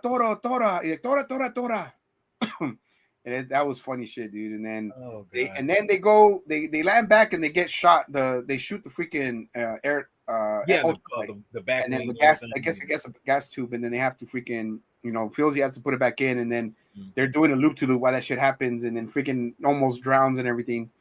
And then they're at a small town, and then they actually go through a train that has that's shears open, the wings off, but they're already there, pretty much. They're already there. Yeah, they're close. And they're going fast as game. Okay, I would like to stop now. Slow down. Like, relax. Let me just do this. It actually speeds it up, and then they fly into a river. And then then Howard's like, I know it's the worst time to say this, but I can't swim. And then he's like, because he actually says like, and then he feels like, whoever heard of a duck that can't swim? He's like, shut up and save me. Oh Lord! I tell you, dude, this shit is so fucking hilarious, man. Yes. And then now we get to the finale part where they go to Dynatechnics and they see that Beverly's stuck to one of the things because he's gonna have one of the Dark Lords possess her. Yeah. And then they don't and Filsey's like really like, dude, this is the only time Filsey's like really smart. Like, look, motherfucker, we don't have a way to fight this dude. Mm-hmm. So how are we gonna do it? It's like, okay, there's something that we can go and see if it's open or not, and then it's not open, but Howard, pissed off, fucking knocks the shit open. They just put in a regular door, dude. You would think they would have put it more in the exactly, something more secure. But they did put it in something else, but it just had a lock. So the sledgehammer, and they broke it off. It's the neutron disintegrator. So they get that powered up on some kind of buggy, some kind of like an industrial buggy.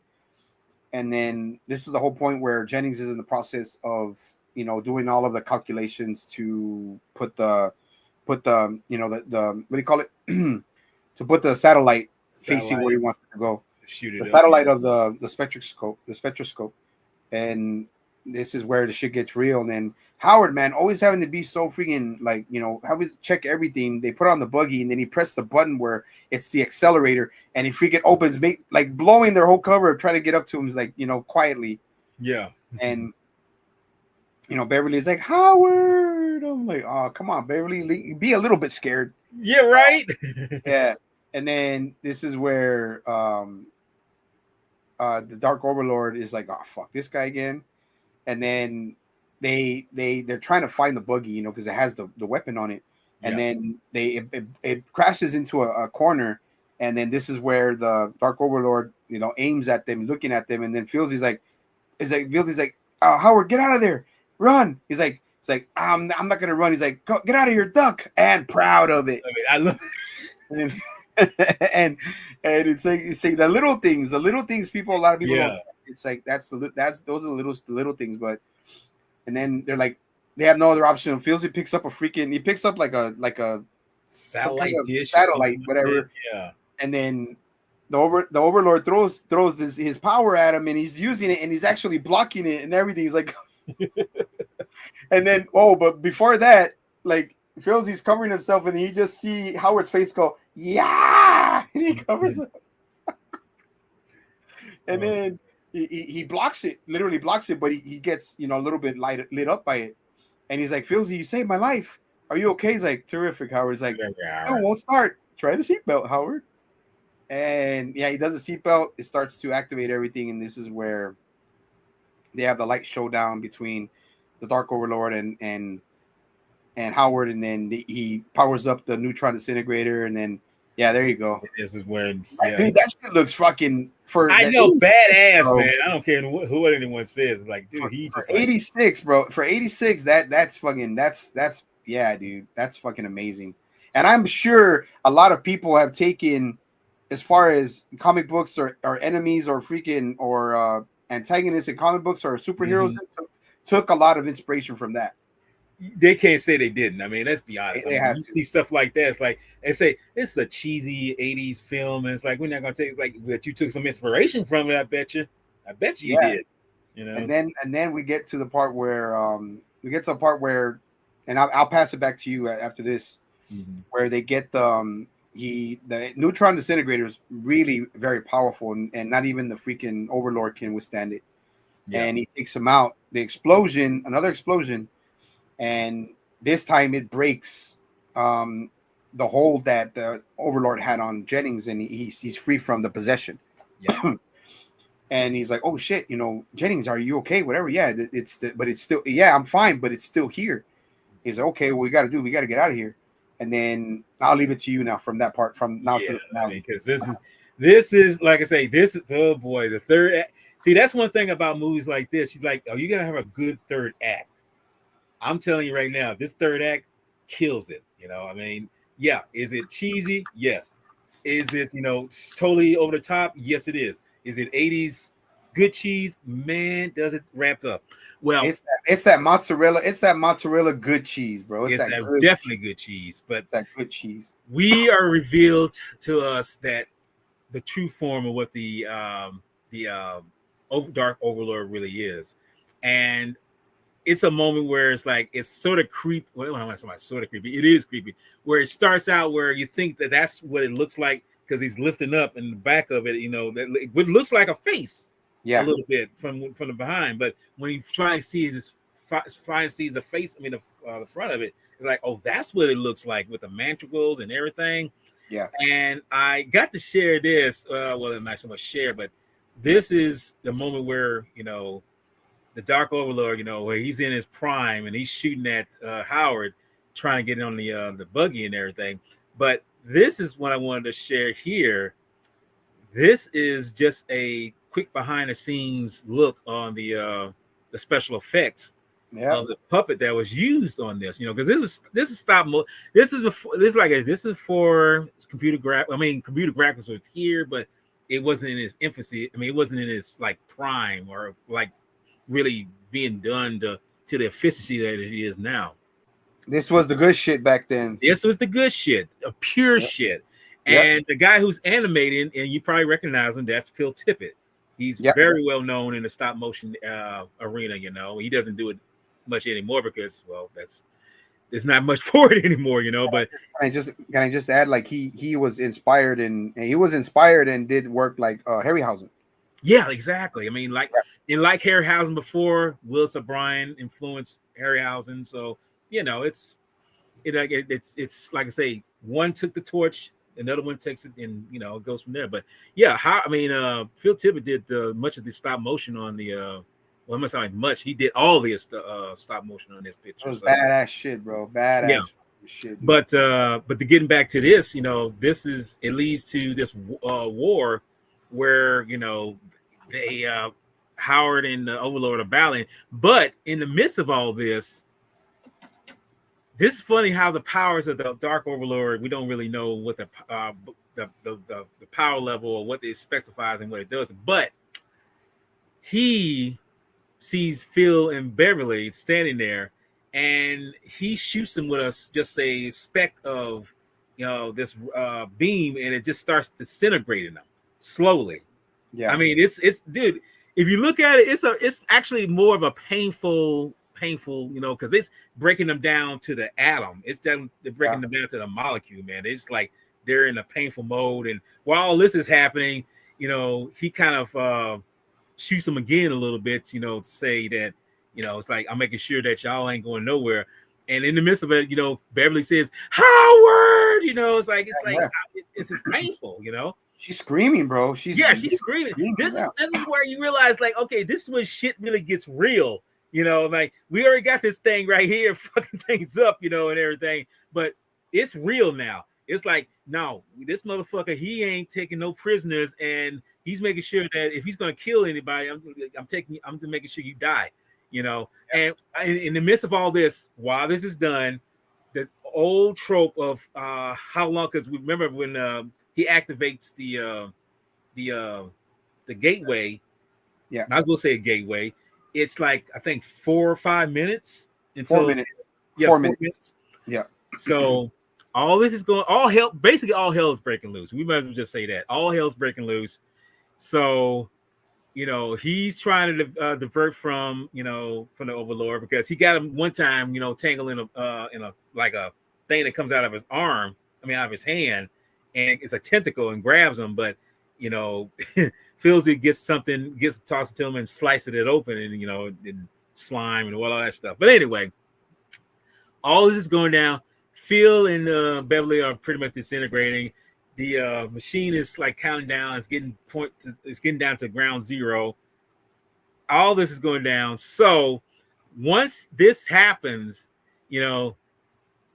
Howard and the Overlord finally, clash up again, face up one another, and he say, say, eat claw, duck. So claw, duck. So they finally get face to face with one another again, and he say it's like I think Howard said like bonsai or something like that, but he gets face to face with him, and in that video where you show where it's like you say he finally gets him, he shoots the nucleus. What's it called? What's it called? Particle? The neutron disintegrator. Neutron disintegrator. Gets him, hits him in the eyes, and you think like, okay, how's it? What's it really gonna do? And you see him just violently shaking up, blood, and then all of a sudden, bam, he disintegrates. It's like, baby, bye-bye, you done. It's like, what's that? Yeah, he's like, so we're at this moment. It's like, okay, we got rid of one of the antagonists, but we got another problem. The skyscope, or whatever you want to call it, it's still bringing down 3 more. These bastards. Yep. So both Phil and Dr. Jennings says like destroy the machine. And he said, and Beverly stops him and said, no, you don't. He's like, you'll never get home. And this is where Howard makes an executive decision, and it's like, goodbye, Duck World. It's he's not so much taking serious, but you realize like what's the best course of action? Sacrifice myself, or let this planet die on its own and let it die for its own ignorance, and everything. But he's like, no, I'm gonna save the world. So he pretty much does the most heroic thing, like I think anyone who thinks about it, and just shoots at the base of it. And this is, like I said, this right here, this is just the quick glimpse of the special effects. And look, dude, that's a miniature right there. Yep. That's dude. This is the pyrotechnics that was starting off right there. You know, where he shoots at it and it starts, you know, cascading up to the top and it blows off. But that's a miniature, and you can tell that's a pretty big set for a miniature. Oh yeah. I was like, damn, that's because I didn't realize that was. In truth be told, I didn't know that was a miniature at the time. I thought that was like a big, you know, just big set and everything. Like when I saw the behind the scenes of that, I was like, damn, that was a miniature. That shows right there how if you do special effects right, you'll never know that was a special effect, you know. Exactly. But he blows the shit up, you know. I mean, blows it. I mean, hits it from the bottom, it blows up on the top, sends the other three back into outer space, and everything just like blows up, you know, just total chaos, blah blah blah, and everything. And it's just like I say, it's over with, you know, it's done. So. As you mentioned before, Howard, he's a sarcastic little bird. You know, they find him and he's, you know, buried under all of this debris. And Beverly's pretty much saying, like, this world didn't treat you very good, but you saved it because they think he's dead. Yeah. But then he starts to move. He starts saying, oh, it's like, and then I got to say, dude, this just shows right there how, you know, you see, and this is a trope that it's been done to death, but if it's done well, you ain't gonna think too much about it. He says, like, I'm not Howard anymore. I was like, are you serious right now at this point, dude? Like, you just went through a hellacious moment and you got time to make jokes, you know, but that's when he starts coughing. It's like it's like, okay, we get you, we got you. You're just being funny, you know. So, but everything is good and everything's, you know, back to, but the thing we mentioned before about Howard being a manager to the girls band, and, you know, Phil, I guess I'm trying to think, okay, he's managed, I mean, Phil, Howard's the manager, but I guess Philzy is just, I don't know what he is at this point because he's with the band too, so I don't know what he is right now. I think just operating like behind the scenes and like a coordinator or something like that. Okay, I mean that makes, well, you do need those individuals too. Yeah, I mean he was still going to school, so I mean he's still going to go to school, do whatever. I mean maybe become, if they ever decided to do an actual part 2, they would say, well, he's a scientist now. But you know, Dr. Jennings, you know, taught him everything, and now they have a whole bunch. If they did, but I'm just saying. But right, I know what you're saying. Yeah, but I was just gonna say, going into the concert and everything, you know, how Howard kind of puts himself in those situations too, where he's like a magnet to chaos and not chaos, but magnet to, like, you know, fucking to little to, I can just say, bro, to trouble. To trouble. And, there you go. And I'll say this before, like, you get to the ending, P. Funk Clinton from Earth, Wind and Fire, I think. Yeah. They kind of, him and I think another of the bandmates actually gave some inspiration for that song. Yeah. What the title song or the song? Because I mean the song. I truth be told, I love that song. I love that song to this day, and it's just something about it. I mean, if you listen to it, you know, you realize, like, it's just, you know, gravitates. It makes you. It's a feel good song, but at the same time, it's uplifting. Yeah, it's very uplifting. You know, it's like, say, Howard, duck.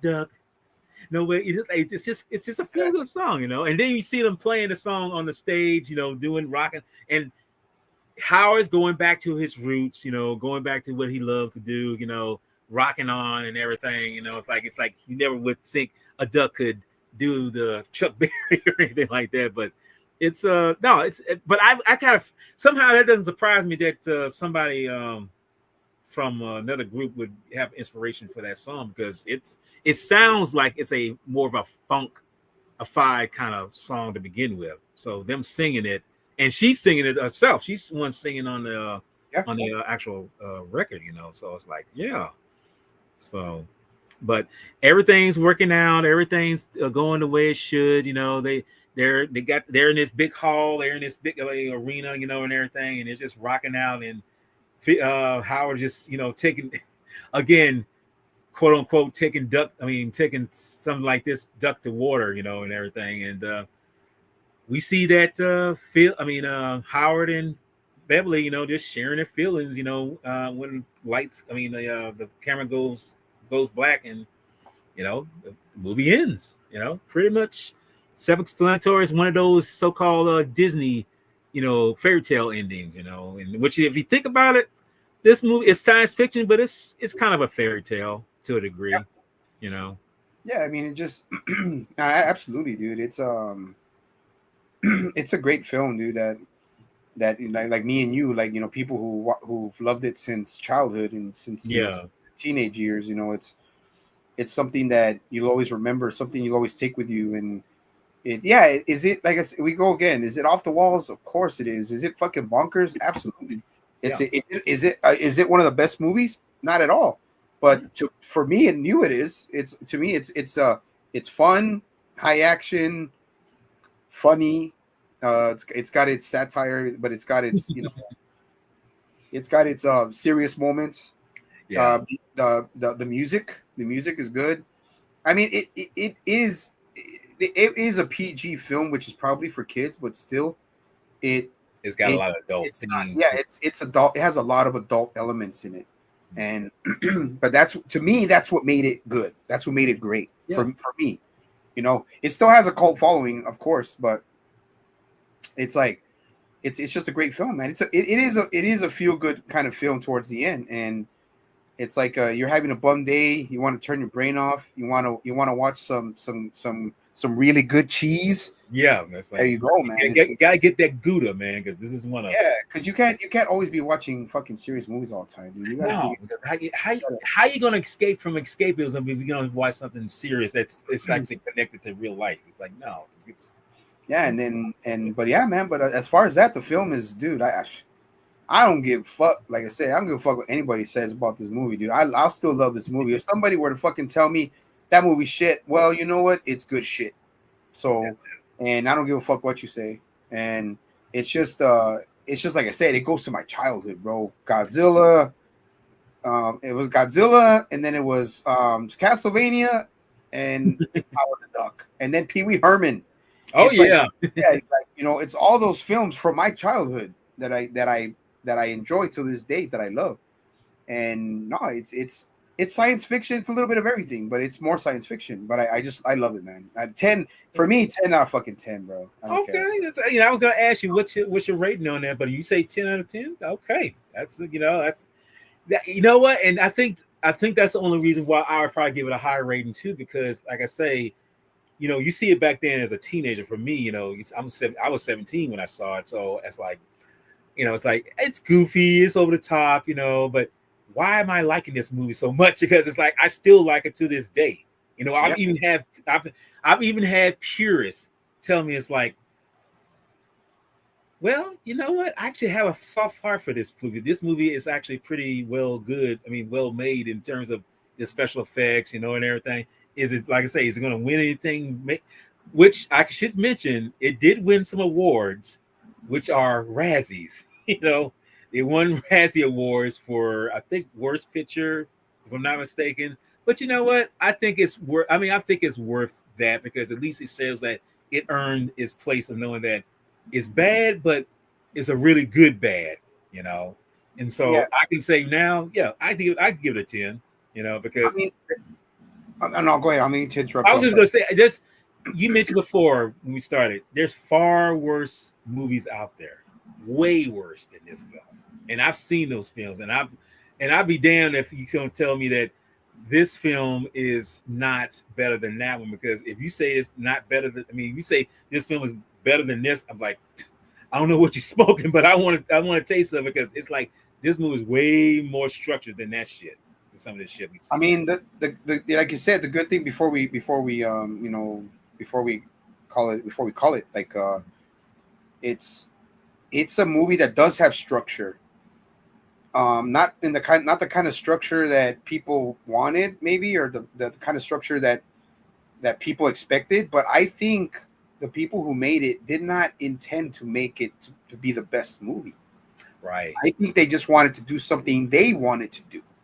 Do fun. Yeah. You know what I'm saying? Like they wanted to do something like if I would have made this, if I would have made Howard the Duck, dude, and it got Razzie Awards, I'll take those Razzie Awards and I'll fucking display the motherfuckers. Exactly. You know, Like because I don't know if you know this. Just quick little note here. When Halle Berry won a Razzie for her portrayal as Selena Kyle in Catwoman, she wore that she wore that badge on her pretty well. She just it lets you know it's like hell, it's a bad movie, but it's a movie where I did the best I could, and if I got a Razzie award for it, so be it. I'll wear it with pride. You know. Yeah, exactly. That's what I'm saying, man, and that's the best part. Like it's what we enjoy, what we love, what sparks our childhood. Mhm. And dude, like I said, there was one time I watched Howard the Duck, I think fucking 7 times when I was a kid in one day. Oh, I'm trying to think. Have I done that? Well, I think this is before I got VCR or DVD. So, yeah, I would do that too. I would do like 3 times in a day. So yeah, I do the same. But like I said, dude, I mean, this was 80. I think it was 89, 87, 88, and we had finally got a VCR, dude. I watched that all with. You know how nowadays, I'll just say this. You know how nowadays parents like they calm their kid down by giving them a fucking tablet. Yeah. My parents, to calm my ADHD ass, was to put Howard the Duck on. Oh wow, okay. And I would sit and watch that shit. I would literally sit there, dude. Wouldn't be jumping, wouldn't be, like I was because of my ADHD. I would sit and enjoy it, and they would play it for me. Like one time they played it 7 times for me. 7 or 6 times. In a day? In a day. And okay. Yeah, and I think I have it on VHS too. But they that's what it was for me, man. That's what it was for me. But can you do me one favor and play the video one more time before we Yeah. Hold up, so I got it right here. Hold up, because I got it. For those who did join or were watching or something. I think I got it. Hold up a second. Hold up. Wait. Yeah. Let's see here.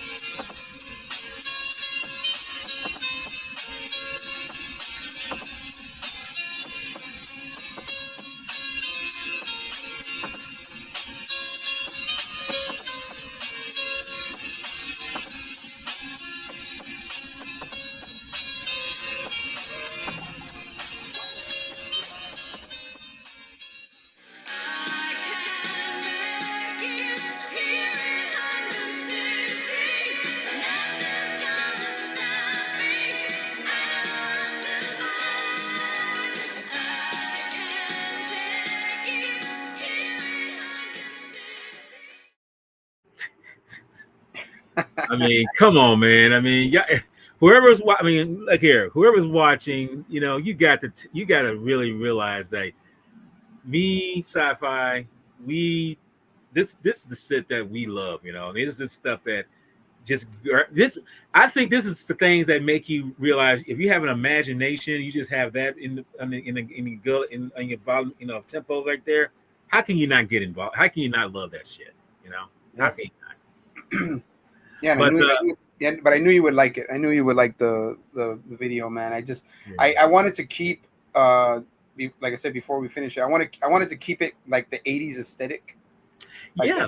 as far as the music, and then but I couldn't, like I said, just so you don't get no like you won't get copyright or anything like that. You might, but it just might I think you got to get copyright. Well, I mean, you will, but I mean, you got to get yeah, you'll get permission, but the thing is, I the ones I put that were actually have copyrighted like music, I put it for less than 30 seconds, so you shouldn't get yeah. it. That's what I was gonna say. So that's why, but I just wanted to keep it with the 80s because it's like I said, I was an 80s child, but I wasn't like a teenager, but I still love the music and everything, and the song in the movie is just I love it, man. That's why I said that's why I make it. But and that's what it is. But before we close out, bro, do you have anything as far as anything content wise on your channel, as far as you know? As far as that goes? Maybe nothing, just video game content. Just Okay. video game content, man. Like I said, I'll just do live streams like whenever you have an invite or you have a suggestion. Yeah, And I did talk with Film, and he said he chance to get with you for Cradle to the Grave, and then yeah, because I mean that's still on the table. It'll probably be a little later, but I gotta see when he's available, and that way, like I say, when he's available, I'll get in touch with you, and we will do that, because I feel like I want to do that kind of interaction where we talk about it and whatnot. Because I was gonna say that, man. On that note, if you want down the maybe before the end of the year, I want to get Film 2 on there if you're down to do another live stream to do what do you call it, Fist of Fury. Yeah, because I was gonna say we try to do that. I mean, I know it's like I say things going on, but I mean, yeah, I'd be down for that. I mean, because I would definitely the Chinese Connection, aka Fist of Fury, me, you, and Film after whenever we get to Cradle to the Grave, because I know you're doing your own thing. Yeah, because I got many things I'm going to be doing in the next 2 months, and it's like, dude, I can't be stopped, as the saying goes. Yeah, no, it's good. No, but besides that, just video game content, dude. I'm still getting subscribers. I'm like, you got to remember, a lot of the people that who play video games, trust me, they're going to want to see somebody who's playing video games. So it's like that makes sense. Because I also got I don't know if you saw my last small little like video of like what I got coming, other games I'm gonna play. But on the 22nd, Ninja Gaiden 4, I'll receive Ninja Gaiden 4 for the Xbox Series X, and I'm stoked and hyped to play that game, dude, because it's the fourth installment. Mm-hmm. And I've been waiting for it like almost 5-6 years for one to come out of Ninja Gaiden. So damn, okay. And I bought a Mortal Shell, and I bought Infinite Wealth, Like a Dragon, and I bought Dante's Inferno. These are Dante's Inferno is an older game, but it's just one of those games I really love. So I'm still gonna go do my retro gaming more. Yeah. Some Castlevania, some Contra. I'm getting down on Bloodstained Ritual of the Night. But that's it pretty much, man. Just getting back in shape. I've lost some weight. I'm gonna start walking again. I'm gonna start shadowboxing. I got my skateboard. I'm gonna not skateboard to skateboard like doing the tricks I used to know. I was gonna say don't. Yeah. No. to work on my balance, man, because my balance is so bad. And getting on a skateboard like I used to have really good. It helps you to balance. But I'm just gonna be going like doing little like there's a skate ramp right here, a skate park that just has like basic stuff just to learn to get my balance back, man. But I ain't gonna be doing none of that shit. I can't jump. I can't do any of that shit. So it's just something to keep me motivated, something to keep me, a goal. And then that's pretty much it, man. I got 2 vacations coming up this next year. So yeah, but that's pretty much it, man. Okay. Well, like I said, with me, I mean, it's not. Well, I mean, it's much. To finish out this year, like I said, we just did this, but I definitely want to get it out the way because I wanted to talk about Howard Duff. And I'm glad that you was on here, brother. Tomorrow I'm going to be talking about Atragon. I'm going to be talking about that movie. And at the end of this month, I'm going to be talking about a film you probably never heard of, or some people may not heard of, called The Fury. It's a 1978 psychological horror thriller that's directed by Brian De Palma. And I've heard it. Yeah, I've heard about it. Never watched it, but I've heard about it. Yeah. Trust me, if you watch it, dude, it's total 70s melee, and it's a lot of conspiracy theory, blah blah blah, all that stuff. But that's what I got going on. And like I say, next month I'm hoping to do a lot more because, like I say, things have slowed down at work. I wasn't able to do it earlier these last two in August and September because I've been busy at work. But now that things are slowed down, yes, I'm about to whip it up, as the saying goes, So do it. Go. But brother, this is about the end of this. This went longer than I expected, But you know what? I don't care because we're breaking down a classic here, and I'm glad that you had I had the pleasure to join me with this because this was awesome, bro. So I appreciate that. And I was honored and grateful to be on here, man. And thank you for having me on here, and thank you for having my back and what do you call it? And just inviting me on, bro. I like I said, I'm not into it much anymore as far as my channel because I'm not really into it. But if you asked me to be on one of yours about a movie we love, man, a movie we enjoy, especially if it's something from our childhood, man, I'll do my best to back you up and do my best on your streams, man. So hey, well, you okay? Like I say, that's why I appreciate knowing that people who enjoy the movies that I enjoy, that's all I ask for, But we're gonna close it out, and as I always do with anything, I always say, y'all take care, y'all please be patient, and always keep the film legacy alive. Y'all take it easy, bro. All right. Peace.